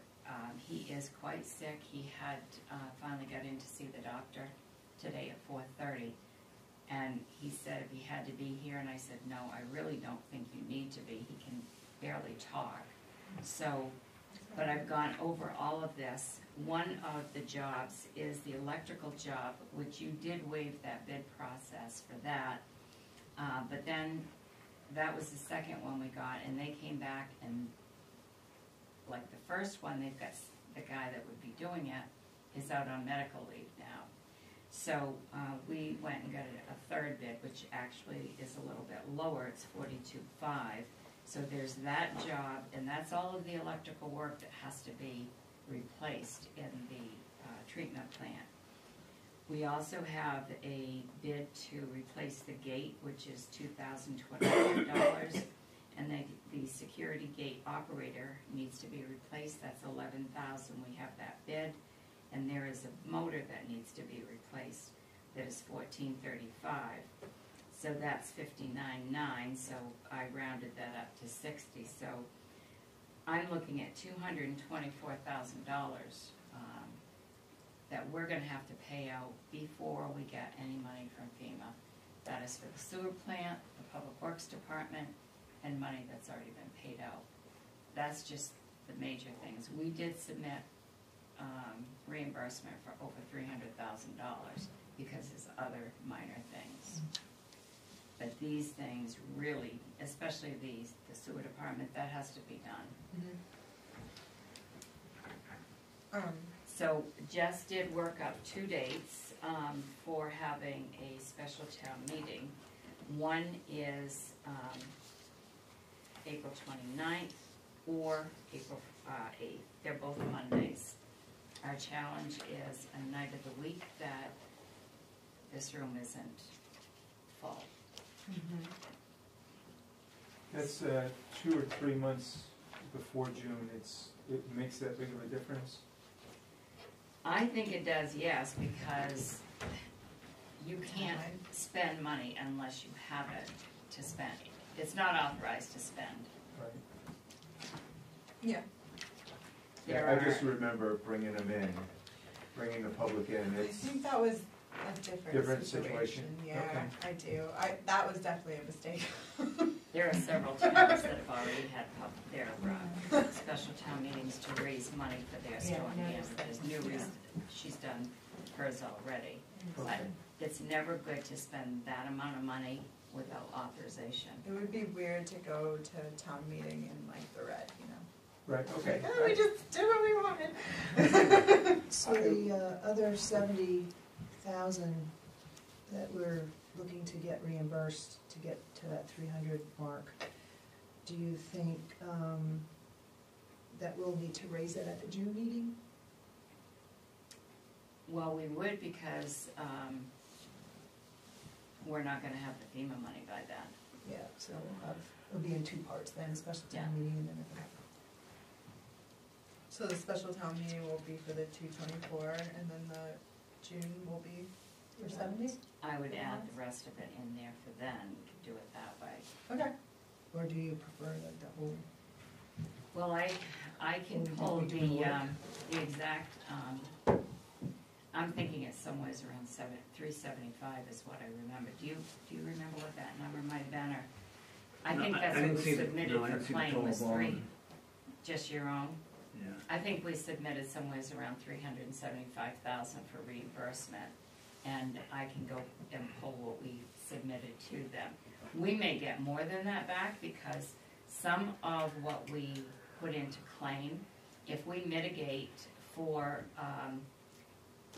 something better to be reimbursed for, because if, a lot of times if you just get exactly what it is, if the problem is gonna happen again and it's gonna break or whatever, but if you mitigate for a better replacement, then they will They'll approve cover those. Yeah, so I'm not I really remember you sure. saying that about Yep. sewer. Yeah, that's Yeah. awesome. So, when I come back with I'd like to come back with a warrant for next meeting for you to review and approve. I'll have, I can have a breakdown, because Yeah, that would work. If you do it on the 8th, the warrant would need to be posted on the 1st, which Of means April. we could get it, April, we could put it into the paper on the 28th, just saying the meeting's happening and the warrant will be coming. So you could look at it on the March 21st of 21st. March. Yeah. I was like, well. And you can approve the warrant that night, and I'll have all the details of what we actually need. And you can change the amount Okay. that we'll have. That makes sense, and also, as long as we can have it as an agenda item for the board, the select board and the budget committee. Just needs to go in front of them too. So I could bring that Monday night? Yeah, Okay, yeah, Monday or Monday. that's right. This Monday. Right, because it would be enough, Yeah, it would be enough time, yeah. it would, okay.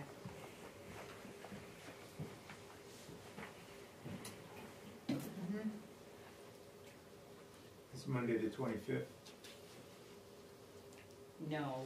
Next Um, Monday, the It would 15th. be I'll bring it to the budget committee either this Monday or next Monday, before our next meeting on the 21st. And then we'll have the verbiage to Yeah. move on to the next. Yeah, right. Okay. All right, We don't need to vote on that, right? Just give you the direction. right. Great. 10L, discussion of the town of Bethel sewer billing. Take it away, Sharon. So Jess has already told you about that, but we've told you about several other issues that we have experienced with Maine Water in doing the sewer billing. We did meet with them about a month ago. Jess and I and Amy met with them, and they had 3 representatives here and 1 online during our meeting. So number 1, the contract that we had with them was for 6 months. It expired a long time ago. It was never renewed. We pay them $15,000 a year to do the sewer billing. I have no problem saying it's the worst service I've ever seen. And we were hoping. Someone's words. No, it's true. I was hoping the meeting that we had with them was going to move quicker than what things have moved, and they have not. I have not received her draft contract yet. I had to email her and ask her if she could at least let me know if the price was going to increase or the same for my budget, so it's not going to increase for the next fiscal period. It would stay at $15,000. We had just received liens from them before we met with them. That process was not an organized process like I like to see a lien process. So we ended up, they had 18 liens for sewer bills. So after they were signed, I had to sign them, and then we had to get them to the post office because we were working on a time limit of making sure they get out in time, which they should have started that process a long time ago. So even though the agreement we had with them before called for them to do the entire process, we had to do half of the process with our staff here. And so then, within that first week of sending the certified liens out, notice of liens out, we had 5 calls here, just took. And they were all the same. And then one of them was an email from somebody that was in the Ukraine. He emailed me, and I sent you his email. Those 5 people never received sewer bills, so they wanted to know why they were getting a 30-day notice of lien. So Jess had to go back to Maine Water, and arrangements were made so that these people get, get their liens paid, so that it didn't go to lien. The balance is paid, so it didn't go to lien. That's just some of the problems. We found out that some people have received water bills but no lien bills. And then just recently, yesterday actually, I found out that the water company, in looking at why their revenue has decreased, they have found some of their accounts that they weren't. Their customers were not getting water bills. So if they weren't getting water bills, they're not getting our sewer bills either. Or the rate limit, correct. And on one particular one, someone was getting their water bill, and they weren't even being charged for the rate they were supposed to. They've been getting their water bill at a lower rate. So when they met with us, they did tell us that they have had staffing issues, staff turnaround, and that they were working on these issues. Well, we have problems of our own here in staffing, and I can't worry about theirs. And I think that we would be able to serve the citizens of Bethel so much better if we took that process over. We can do the billing here right through our Trio system like it was done before. Once we have it all set up like it was done, I mean the system is in place, we would just get the water rates, numbers from the water company to do our billing. And I've already talked to a clerk in another town who does the sewer billing for her town, and what she told me was once it's all set up, it's your quarterly, once you get your numbers from the water company, you're all set.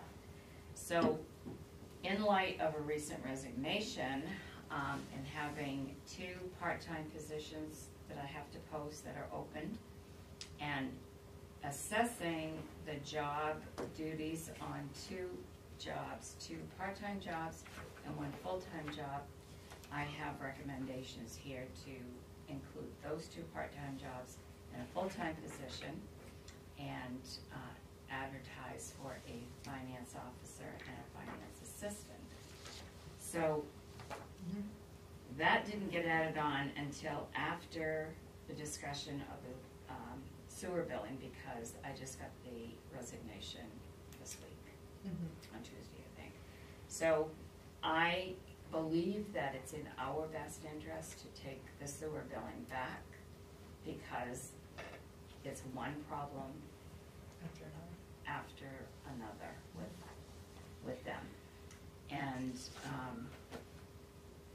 the water company is having their own issue with the billing with Maine Water, and I just don't think we need to be included in. And that the other question that they still have not gotten back to me, when we went to double bills, we were supposed to pay half of the clerical fees and all the fees with the water district.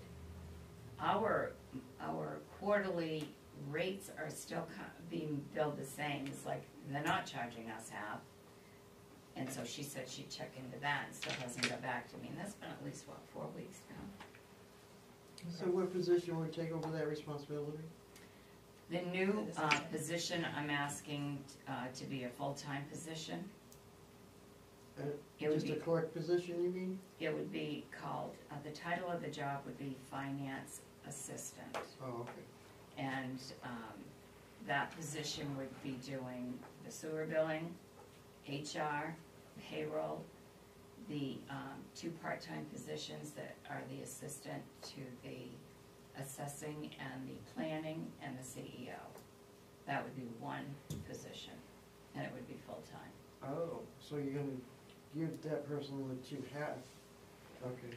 Yes, that person would have, and that position would be under the town manager and the CEO, which those 2 part-times are under that now.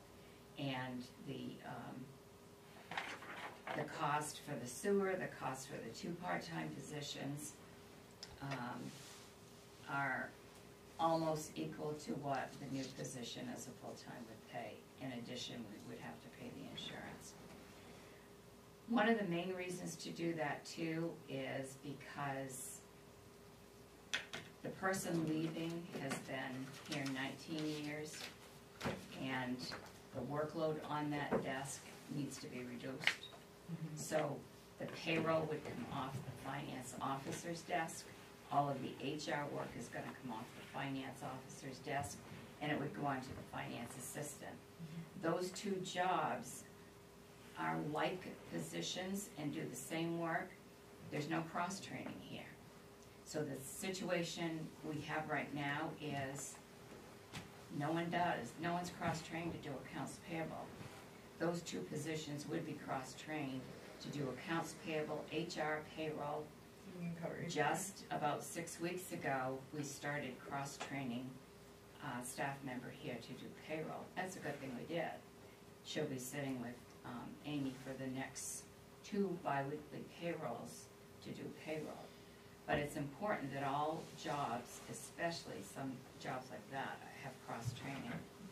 And that position would be in the codes room, in the spare desk there, which is where the assistant planning and assessing position sat anyway. And actually, those 2 jobs are mirrored exactly the way they are in 2 other towns right now. So you don't need any action on this item? We're gonna do action Right. in the end? Okay. And I mean, I'll answer any questions you have. Does anybody have any questions? Yeah, just a thought to be included. But I understand what you're going through. I think there needs to be some forensics done, and also kind of team up with the water district, because just taking the sewer billing might not solve all of our problems, although we would have control over the problems. Because the sewer bill is generated from the water bill. And I'm not sure that, like Lucian, I'm not sure if they get their readings locally. The readings may be done by Maine Rural Water. The readings are done, according to what I was told or understood, we pay for the readings from Bethel Water District. So the readings that the water district has to process their water bills, they send those readings to Maine Water, and they charge us, so Maine Water can do our bills, sewer bills, and they charge, and they always have. And so I called Scott Frazier and I said, can you tell me why you're charging the town of Bethel, I think it's $1,600 if I remember right in the budget, for Maine Water to use those same meters readings, as you have to give them those readings anyway. And he said, well, we're looking at everything that they pay, that he has to pay, and he feels that, you know, we should have to pay our portion. I told him I disagree, and the reason I disagreed is because I can tell you another town whose water district does not charge the town to use their same water rates. Yeah, okay, and well, we paid for it anyway, because they would give us, when it wasn't third-party billing, they sent us, their readings, and we had to pay personnel to Yeah. enter everything, so we were paying for it one way or another, but I really would like to get them to be very specific to you. Who is doing the readings? Yes, Okay. it comes from Bethel Water District, yes. But who- But is Lucian and those guys doing the readings, or is Maine Rural Water doing the readings? Because if they're doing the readings, we're still gonna have some bumps along the road. Yeah. And that's why I think there's a benefit to try to team up with the water districts, because I think, as all these things were coming to light, that they need to do a forensic. You know, I think we all just carte blanche gave our accounts. I don't think anybody, you know, checked to say that 41 Mason Street had been dead for 5 years. You know, how did it even get there? Because we just started this December of 2022. Yes. But I think trying to team up with them to get some sort of coordination would be helpful. I mean, I understand this, and you know, to budget and to advertise for that, but it may not start next week. Oh, no, of course But, not. because I think there's some, you know, Also, it's a some new, things to I mean, look we at. have to have somebody hired first and on staff, before that process can even start. And, you know, we have to make sure that it's coordinated the right way and at the right time for the next billing cycle to come out. And that we have everything set up here to do that. So I have a question. In Trio, if this came to light and we were set up to do the sewer billing, what would it take to do the water billing? Is it just, seeing as how you have one entry that is double entry for sewer and water, would it create a water bill just by simply pressing another module that will create a water bill? So I can't answer that question right now because I have not looked into that. There may be some towns who have Trio software just like we do, who actually have a water district and their sewer district, that's the town, and they generate both bills. That is a possibility. I can find out We about could that. potentially, because I would imagine that that the water department's having issues as we're having issues with the sewer bill. They are. If Trio could function as a system that did the billing without all these issues, the water department may be interested in, you know, doing something that is equitable for everyone.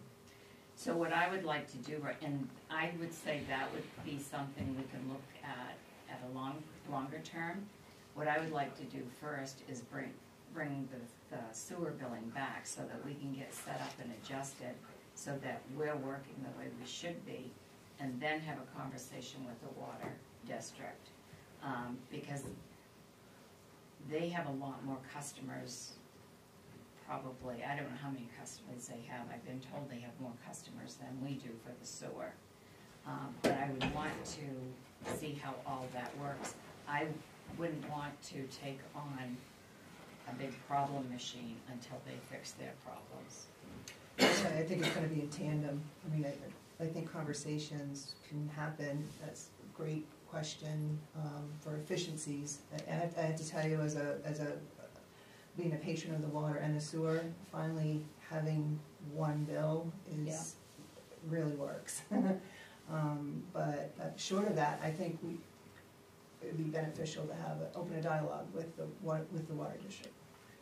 the only thing that concerns me about us taking over the water district bills is like when there's a problem with that bill, like whose responsibility is it? Because the water district is its own thing, it's not a department. Right, But it's quasi. I just feel like it would quasi get a little, thing, and it's regulated by the PUC, Yeah. doesn't even know if we can do it. yeah, But my thing is to open up a dialogue with them for the problems that we're having. Yeah. Because if they're having a problem, that's what our sewer bill is based on.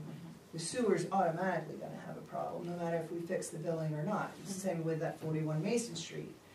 We didn't have a problem, but, somehow, the water problem did as well. we do an audit. Whether we combine something at this point in time, it's probably a little premature until everything gets checked out, and maybe there's combination further down the road. But I think to kind of commiserate, see what can be done. I mean, we have some immediate issues that need to be taken care of, and maybe they do too, and maybe there's a power of two to talk to Maine Rural Water. Okay. Okay, any other comments, questions?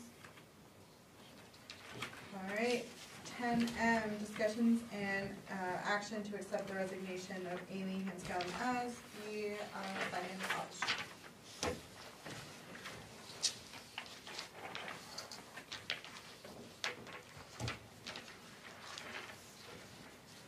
I'll make a motion to accept the resignation of Amy Hanscom as the finance officer, and just want to say thank you to her for 19 years of service to I'll the second. community. Okay, any questions? Thank you for the air. Hopefully we'll see her, of course, just. Maybe we'll see her again. Yeah. Okay, all those in favor?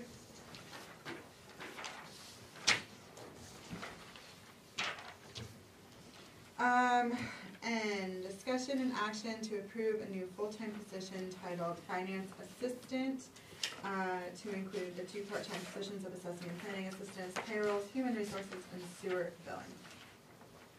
The only thought I had on that is, and you can correct me if I'm wrong, but does our code require us to bring a new position to the town warrant and put it on the town warrant? 'Cause I'm pretty sure it does. You're pretty sure it does? I thought it did. I looked, and I didn't, I didn't see anything like that, because I, usually when I, I feel like there was like a giant thing when Natalie wanted to do the assistant town manager. She couldn't just do it. She had to bring it to the annual town meeting, get it approved as a new position, and then she could do it. What she couldn't do, what we couldn't do, was she was eliminating the finance department and the town clerk department in our code, without changing the code. Okay. It So it's the was elimination the elimination of those 2 departments. We would need to change the code to do that. And for personnel, we do the wages for the personnel. And there is a little bitty part of where the budget committee comes into play. And, because I think that is in the code where they get presented the changes, because this would be impactful of wages. And I think it naturally will be presented in with the budget. right, Right, so I think that takes care of. So as It long takes as care the of that. budget committee signs off on it, it should be Yeah, okay. 'Cause we're yeah. not deleting anything, we're just adding one position to finance. Yeah. Got it. And if But what they, about the planning assistant and the assessing assistant? It's not in there?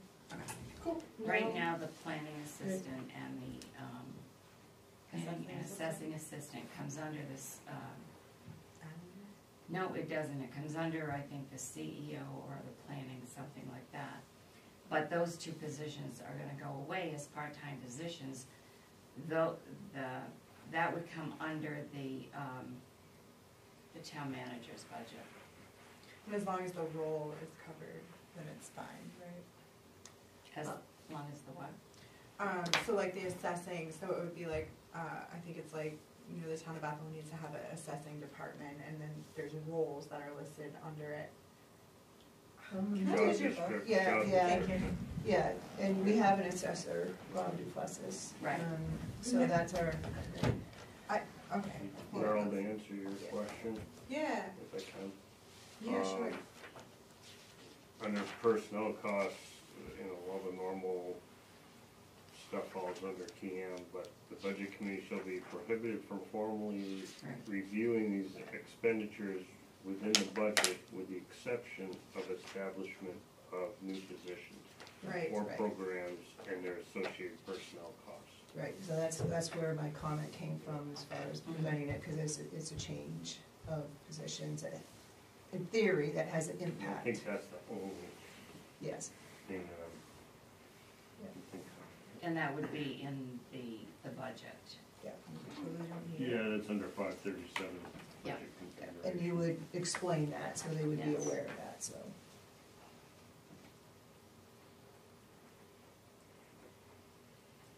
You guys can keep talking, I'm just reading, I'm sorry. So this position would be under the town manager, not under the finance officer? No, it would not, and the other thing that I'm asking to change, because I do think there needs to be some changes. The way this is set up here is not like I've ever seen anything before in any of the other towns I've worked in. There's too many chiefs in this one little office here. You have to have somebody in charge, and you can't have more chiefs than there are people. And that's part of the problem as I see it.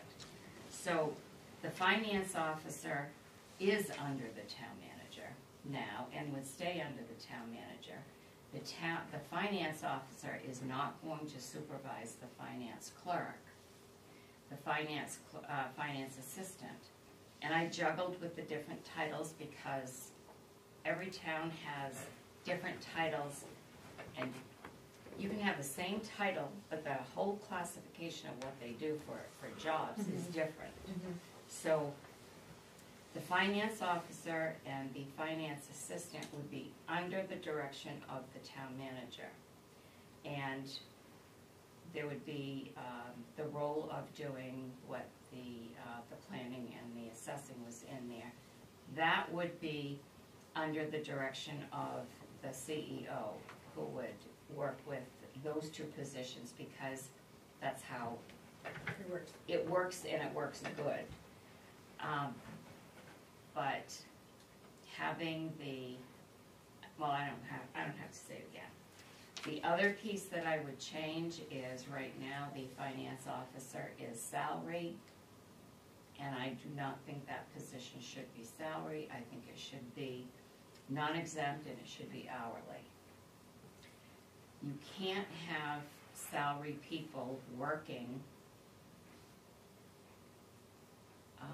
nights, weekends, over 40 hours when they are not. The manager's job is 24/7. I've always said that. But the rest of the staff are not 24/7.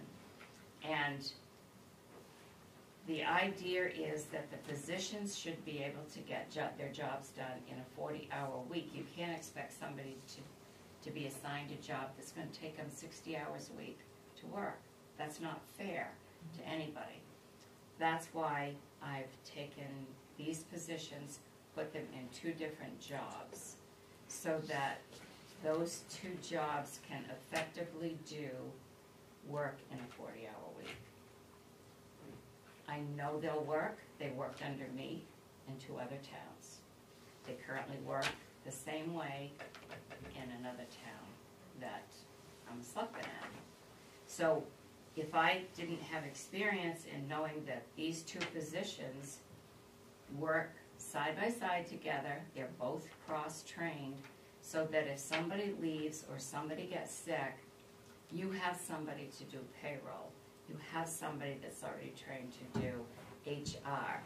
That's an important piece. You have to have somebody that can set new employees up in the system and do all that work. So That's a piece that's really critical, is cross-trained. The other two jobs in the front office will be tied together just like the two that I'm asking you to change.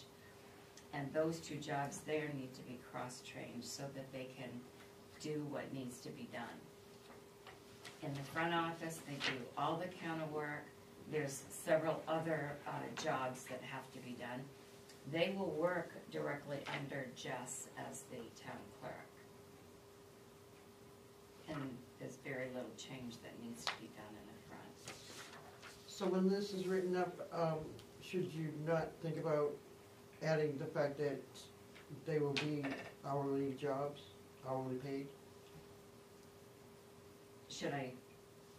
In other words, like you said, right now, the finance officer is salaried, Yes. but you wanna change it to How are hourly. you gonna put it in the budget? How will I put it in the budget? It'll be hourly. Hourly. Okay, so that's what I'm saying, so Yes. it would have to be written in. No, it would be put in the budget as an hourly job, and the job Shaking out description. to about the same I mean- number as the salary? Yes, I mean, if someone's salary, you just figure out what their hourly Yeah, wage that's is, fine. and that's what it is, so it would be, in that position, the finance officer is basically going to be at the same rate of pay as the July 1st increase would have been. Mhm. This new position is gonna be a little bit higher, because you can't have somebody doing that kind of work, making the same wage that you have, clerical position in the front office. And I've looked at the other towns and where their wages are to see. I think that will work good here for you.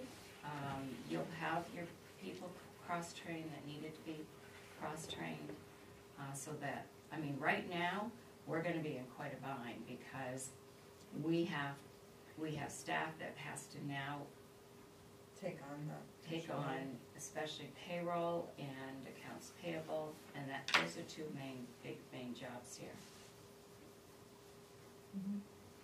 And I would not anticipate these jobs being filled within the next 30 days.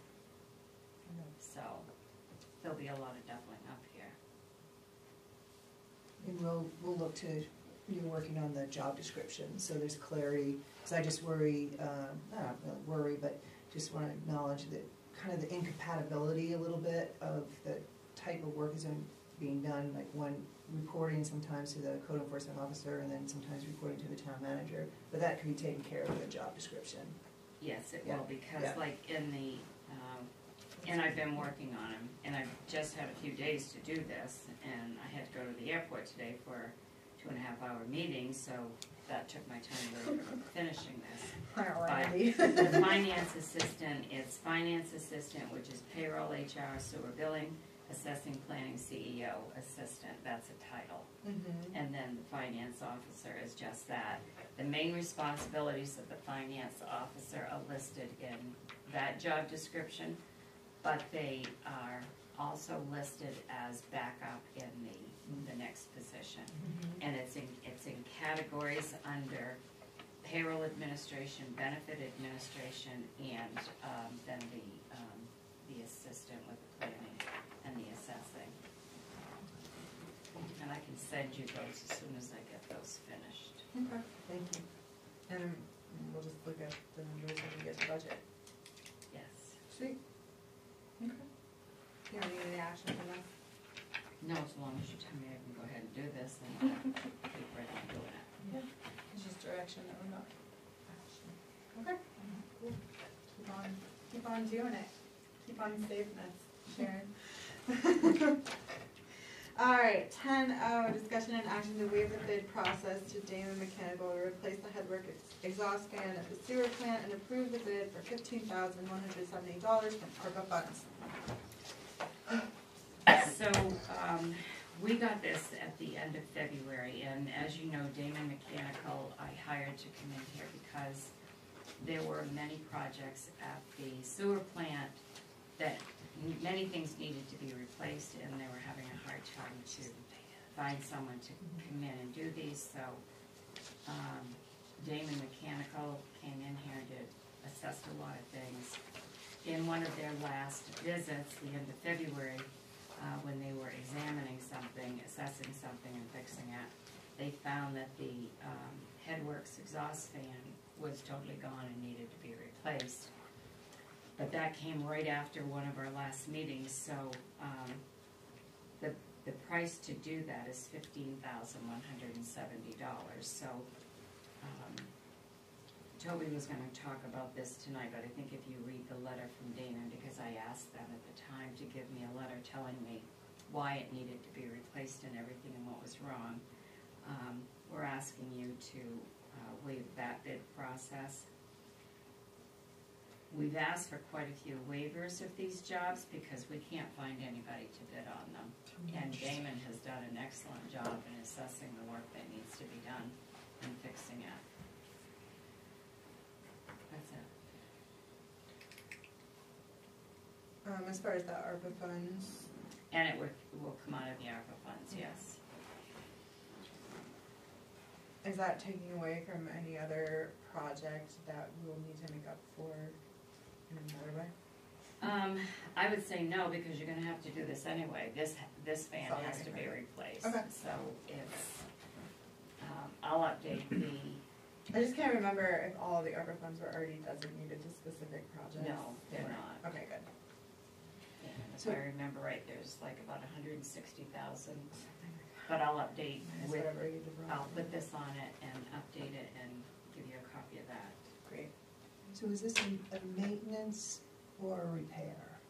Is this maintenance? This is gonna be a replacing.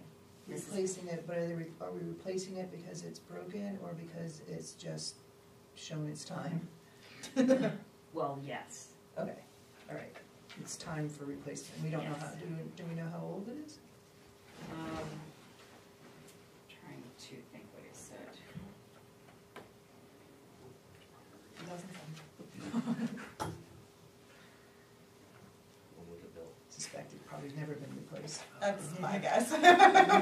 Everything at the sewer plant. So part of So the when problem. was the sewer plant built? It's probably that old. Right. Dingo Part of Bongo. the- part of the problems with the sewer plant is there was never any annual maintenance done to anything over there, to be honest with you. Yeah. And to just say it the No. way it is. We've heard this. There was no before. HVAC maintenance done on a yearly basis like it should have been done, so that's just the way it is. I mean, you can't, if you don't do annual maintenance, things are gonna die. They're not gonna work. And they're aged to begin with, so. I remember maybe last year or the year before, you guys are gonna have to help me with my memory, but we had asked someone, the person who was the interim between Jeff and Toby was supposed to create like a master list for like annual equipment checkups and kind of more of a capital improve. Did that ever come to fruition? Does that exist anywhere in the world? I don't know if they ever did it, but Damon, I have contracted with Damon. They are going to do the annual HVAC work every year, maintenance on everything that needs to be done. And that's what they're doing now. This is how this was found. Okay. They're assessing. So they're going through and Yeah. seeing what's happening. Yeah. All right, because I know, because that was a big discussion because we never got a capital plan for wastewater last year. It was like really, And it was there's not, it was not awesome. I don't think there's one this year either, but I do think that the extra work that, Damon is doing. that the loan and the that you were talking about earlier. Mhm. It's getting late, I know, I'm thinking clearly. it's in my brain. I The just- loan and the grant from rural development, that was supposed to, there was supposed to be enough money, there was a list of things Yeah. that had to be done Mhm. that had been identified. So there is, that list has been identified. Yeah. It's just that because the pump station came over bid, they had estimated that to be just $1 million actually. So that means that something in the third category is not gonna be replaced. but thankfully there is the ARPA funds so that some of that stuff can be done, just not all of it. How is wastewater like doing overall, like their balance sheet? Like, are they pretty? Is it pretty rough? I really Don't don't know yet. know right now. Okay. The Fair. auditors will be back here on the 21st, 20th and the 21st.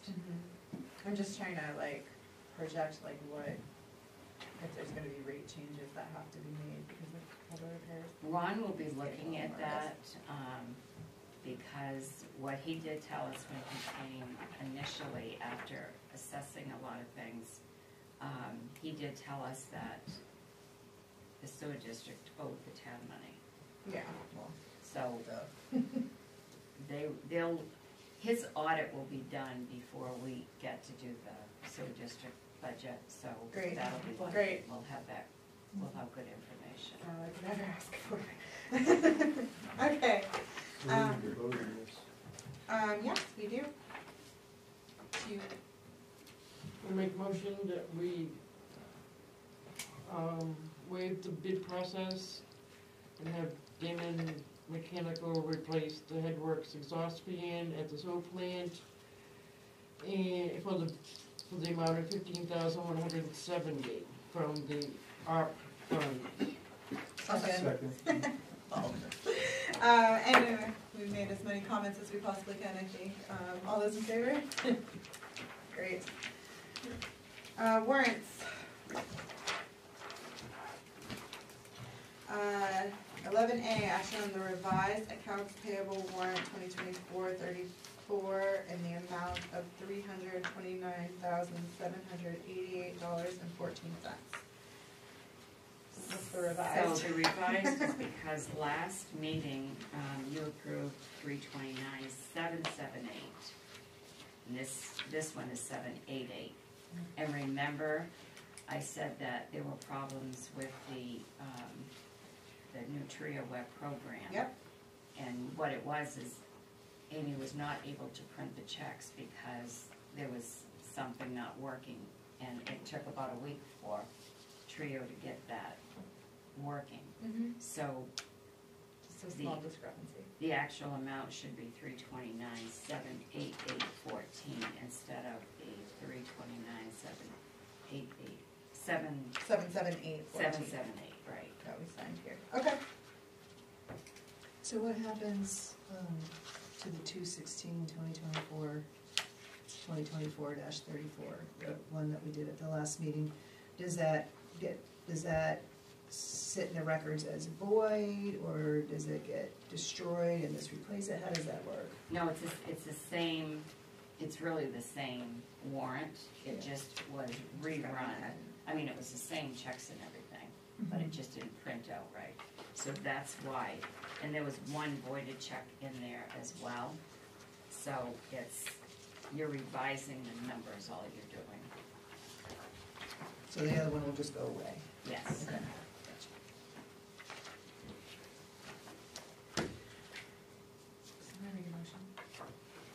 I'll make a motion that we approve the revised accounts payable warrant 2024-34 in the amount of $329,788.14.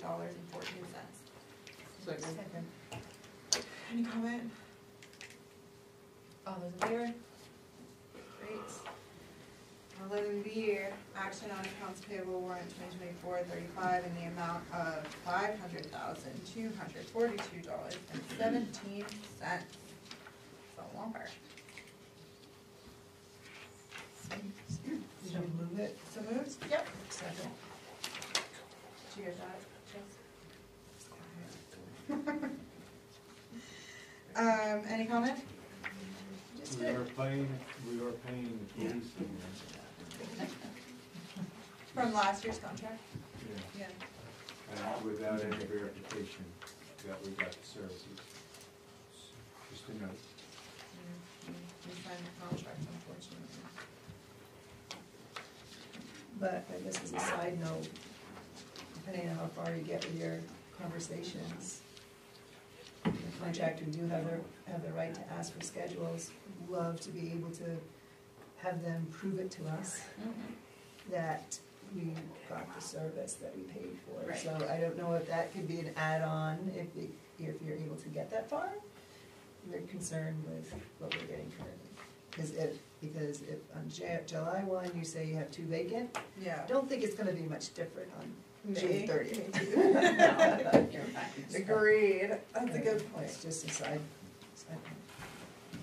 I do have a question on the warrant, and it can be deferred to, answer till next time if it's too involved, so I probably should have noticed for earlier, but the prepaids, how does the prepaid, work, So as tell me presented on the warrant? So, Tell me what page you're on. it's, page 8.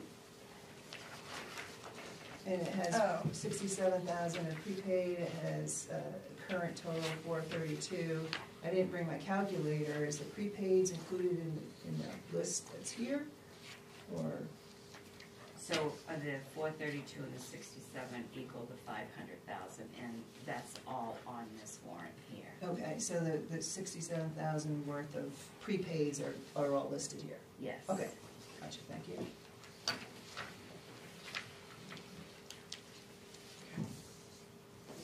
Any other questions? I was just wondering, the general, this is the first light, it's on Page? page 5. Where it says the general government phone, that just seems a lot higher than the other phone bills. Is it a different kind of? You want to hear it? Yep. So, It is a little higher. it is higher because it's not just the general office here, it's a combination of every department.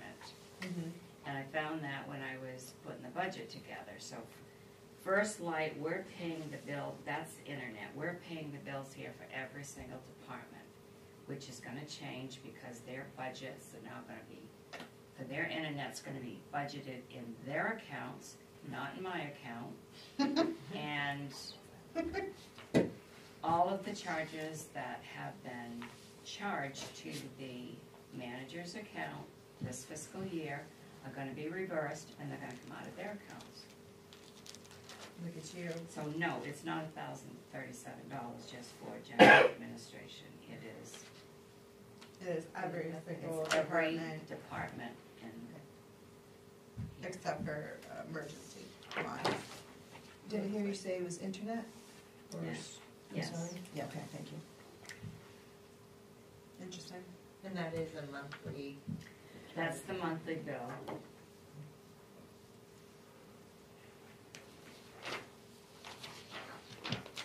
And they did, when they visited the broadband, didn't they say they'd take a look at our bill? Yes. Yeah, Look at our what? Bill? review our bill. When the time came.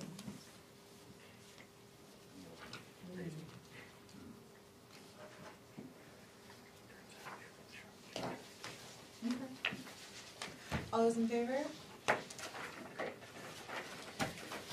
Select board items?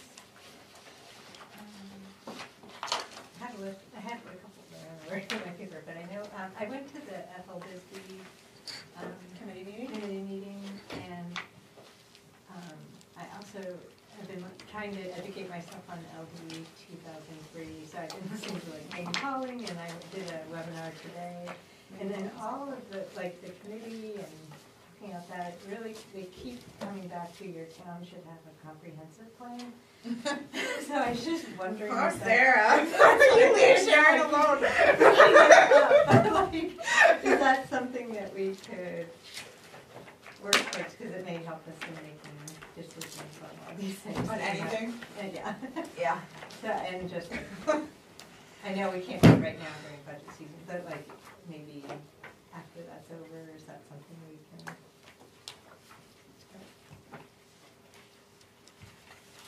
I mean, I think we can always Yeah. look at it. I think we have some fires to take care of now.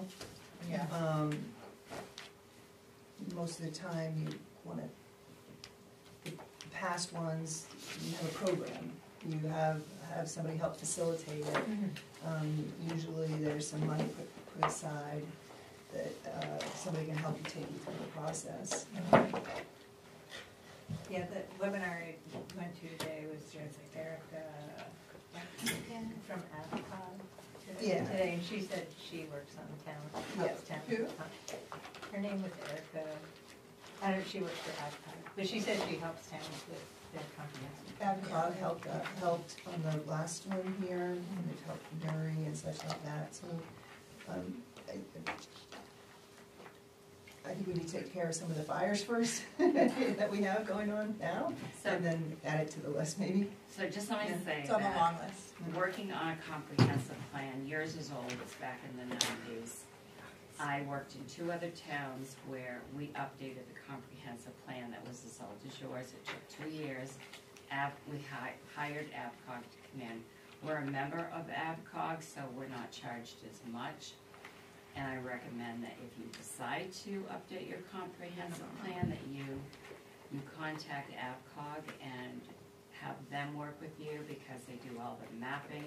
They're an excellent organization to update it. But it's not something that just takes, a few weeks to do or a few months. Yeah. Both towns were over 2 years. It's a lot of work. You would have a committee of people, and that committee would work with, and usually the town manager, so maybe down the road when there's another town manager here. How dare you? You can look at doing that, and Yeah. it's a really good plan to do, but it's a lot of work. But, you would get people that would be interested in town that would want to be on that committee. And, you set your meeting times, and then AVCOG will tell you what it's gonna cost over and above, your membership, and then you would budget that money. But, yeah, that's how you should do it. Yeah, I mean, it needs to happen, it's just Yeah. not super, super high on the Well, I priority think list. the Ethel this week committee seemed, a little concerned about whatever the plan is, will it be in line with what's the town really needs? Oh. And how in helping make the decision of how the Yeah. property. I mean, that's the whole reason the committee Yeah. exists. Right, is because I because think we they didn't don't wanna have- have done all the, and they have to, they're excellent, they are so on, I'm They're really the best. impressed with what they're doing, and they, what the documents they've come up with. So I don't want them to feel like all that work was No, it's like, yeah, and that it's just gonna go get stuck somewhere, and that we don't, I just feel like they have put a lot of time into it, and that the final decision should be in line with what What the they- town needs or wants, Sure. not just some random decision. And that's what your goal is in a comprehensive plan, is making sure that all ties together. mhm. Yeah, so it's not just the 5 of us having feelings. No, it's quite the thing, and then Yeah. Bethel took it a step further after they, I mean, there's, you can have small group conversations, there's public input, there's all that, it's a whole Yes. program, like Sharon said, and Bethel took it a step further, they even had a 2003 committee, which took the comprehensive plan, because oftentimes it just sits on a shelf, and actually implemented what was in there. There were some ordinance changes, there were some designations there, so that's the other piece too, once you have it, what are you gonna do with it? Yeah. So that's part 2. And it is pretty, in some places, kind of enmeshed in the code, where it's like, oh, refer to the comprehensive plan, you're like, Yeah. Well, the LG 2003 one says that first Yeah. paragraph says that. that has more to, I think, to do, well, because comprehensive plans are technically for zoning, Yeah. and so that's why it has that kind of, I mean, it's also probably just a way to involve more people, I guess, in thinking about the town, so it's like a benefit, it just, from your. no, it would be awesome to have an updated one, for sure. I like direction, personally. I have a question. I saw in the letter that Courtney sent to the planning board, I believe, that you have to have permission to get information from MMA?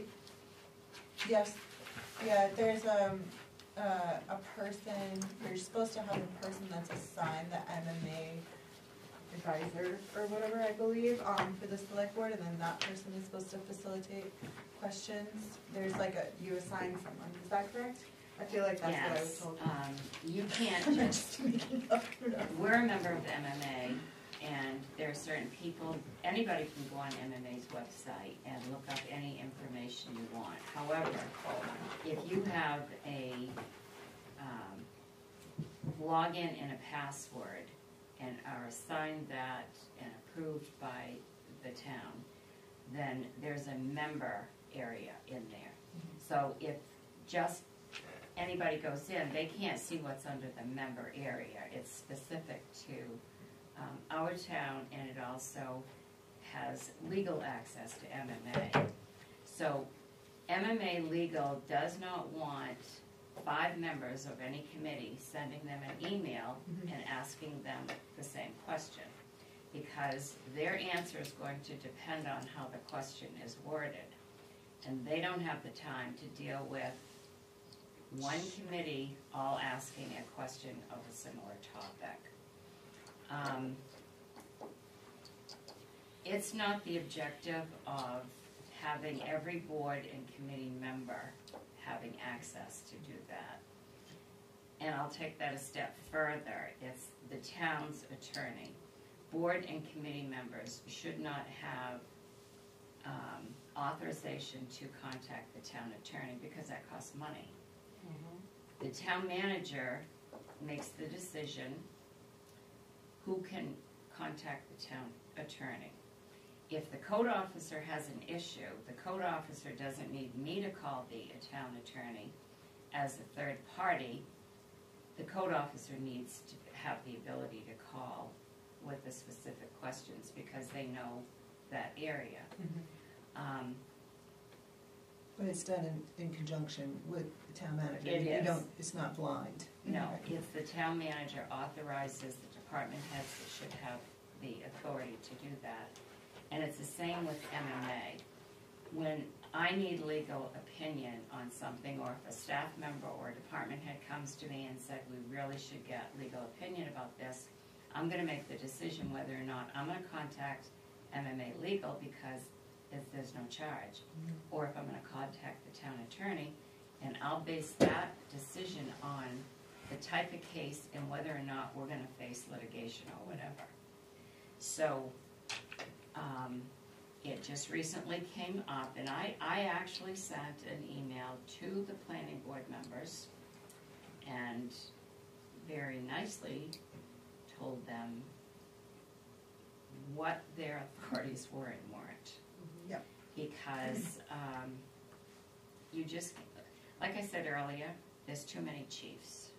You have to have somebody in charge of what has to be done.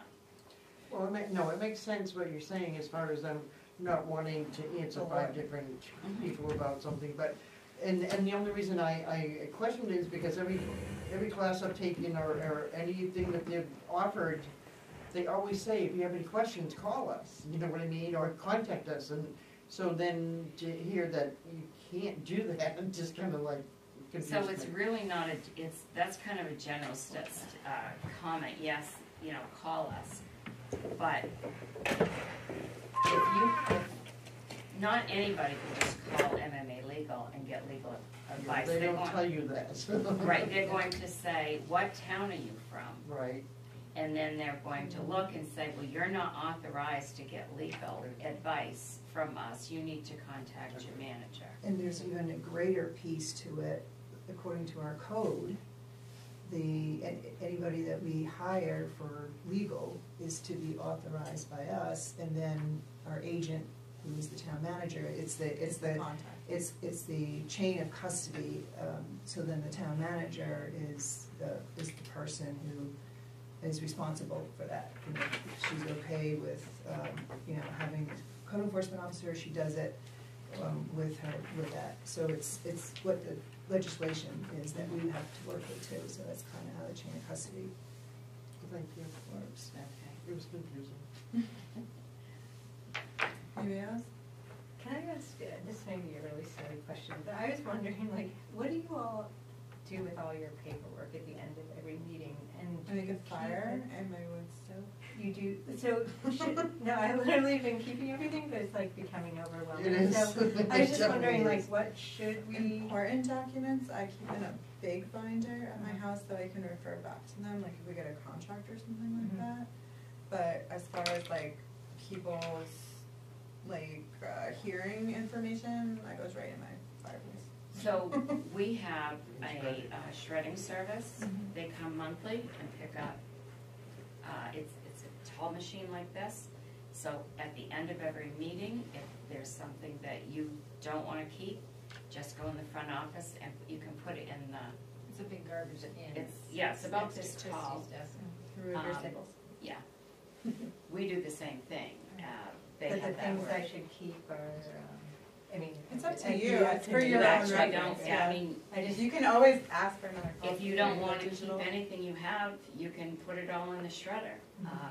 We have every, No, we have it online. Just keeps, No, I know. it is all. I know, but I just was I just thinking, emailed like, it to I him. don't know, And it's in your when you email say that I 10 sent you. years from now, Yeah. can you find it all 10 years from now online or not? I don't know. Well, Jess Well, has a awesome. copy of everything in the safe from every meeting anyway. She, Okay, it's so- all organized She has a in all hard the copy. meetings. Yeah, okay, Yeah. because I'm starting to like. That reminded me online, after the period, when we post the agendas for selectmen and such, they eventually go away. They don't, there are years, there's like the archived agendas and stuff, and I'm not sure if anybody is putting them, like all of last year's agendas and minutes, if those have been put into the archived file for last year. So there's something to check. It I reminded know me. that's good, I think that's Yeah. another one of those You tend to find things from a long time get ago. assigned. Yeah. Do you do that, like?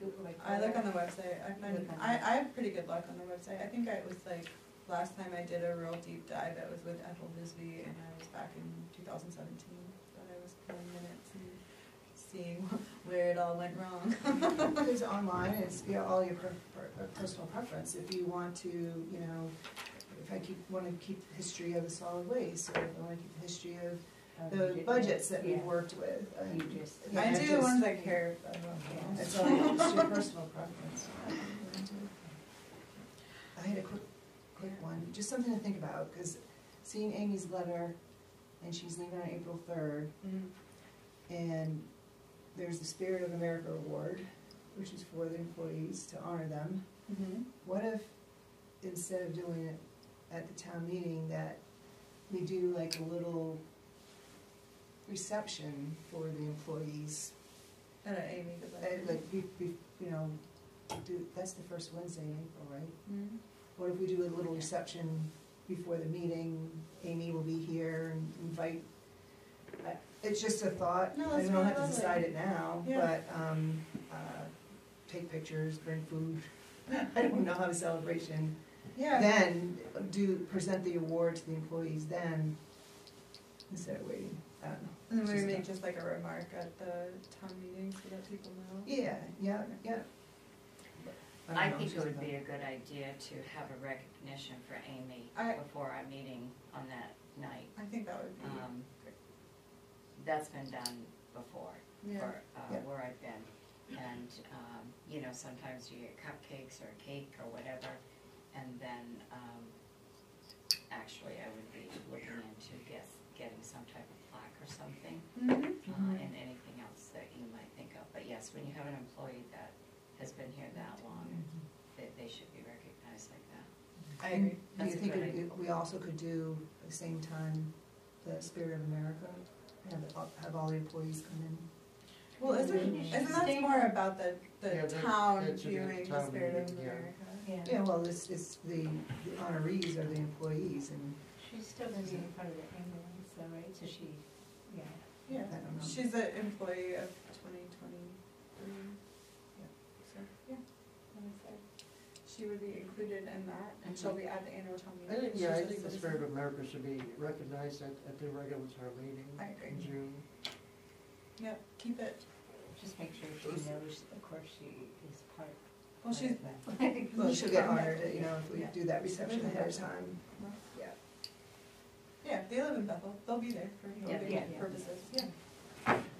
But it's just a thought. No, yeah. And just, I talked to Sharon, but I'm gonna be away March 12th through the 20th, but I should be back for the 20th. Budget season? No, Oh my God, Sarah. I shouldn't miss, I should only miss one budget meeting. Okay. Right, our next meeting is on Monday. the 20th. Oh, Well, no, okay. I mean for Oh, yeah, select yeah. board. Is it 20, is it the 20th, the 21st, whatever day it is? 2 Wednesdays, right now. Yeah. We haven't. I have, yeah, I'm just trying to I just have one more thing that I wanted to bring up, and I've talked to Sharon about this before, but since we're going into budget season, I thought it would be valuable to consider other options for our lawyer. And I thought I should let you, For what? let us decide about that. Our lawyer, getting other options, Zach, the person who's typically our contact at Bursting Shore, is no longer there anymore, and I think this would be like a great transitional time for us to try to find some other avenues for our lawyer, From there. for Bursting Shore, to replace Bursting and Shore with someone else. Potentially. I agree. I agree how to go about it. Maybe we can invite some people to give us a letter, or I don't, yeah, well, just invite them to, I don't know if you can provide us like 3 names of municipal attorneys. I can get the names of 3 municipal law firms and bring that to the next meeting. Yeah, and then we can ask them, invite them to see if they can give us a proposal or something. Yeah. They would actually, if I contacted them, they would submit a written proposal. Yeah. So So we could get a the couple services. proposals, I think that would be worth our time. Is that for this budget or next budget? Upcoming fiscal year. Well, I mean, we have contract with Bursting Shore, Is actually, I mean, it's over, right? no, you just, you contracted with them, but there's no date There's no on date it, on it. there's no expiration date. If you decide you do not want to continue with them, then you just notify them that you're not going to use their services anymore. So that firm would not replace him for us? What? That, Would there be another lawyer?